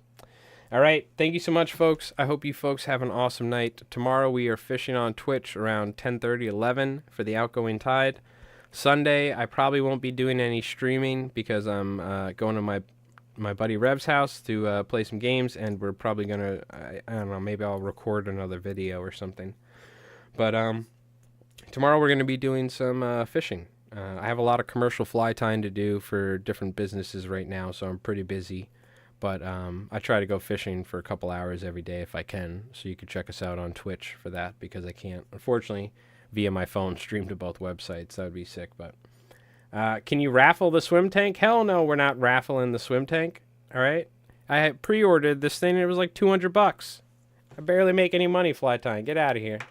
In fact, I want you to, I don't know what I want you to do. I want you to make a peanut butter and jelly sandwich, AR. All right. Damn, I thought I'd try. Yep. Nope. I actually pre-ordered this thing, and it took months. I think it took like 6 months to come. I thought I got scammed at first.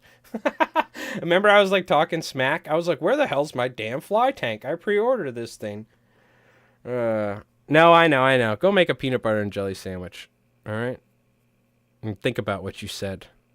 And maybe some milk to go along with it, because that probably helped wash down the peanut butter a little bit better. All right, I'll see you guys. You have an awesome night. Thank you for watching. Anybody on YouTube, I hope you had a great night. I hope you have a great weekend. And all you folks on Twitch as well. And I'll see you, all right? You have an awesome night. All right, till next time.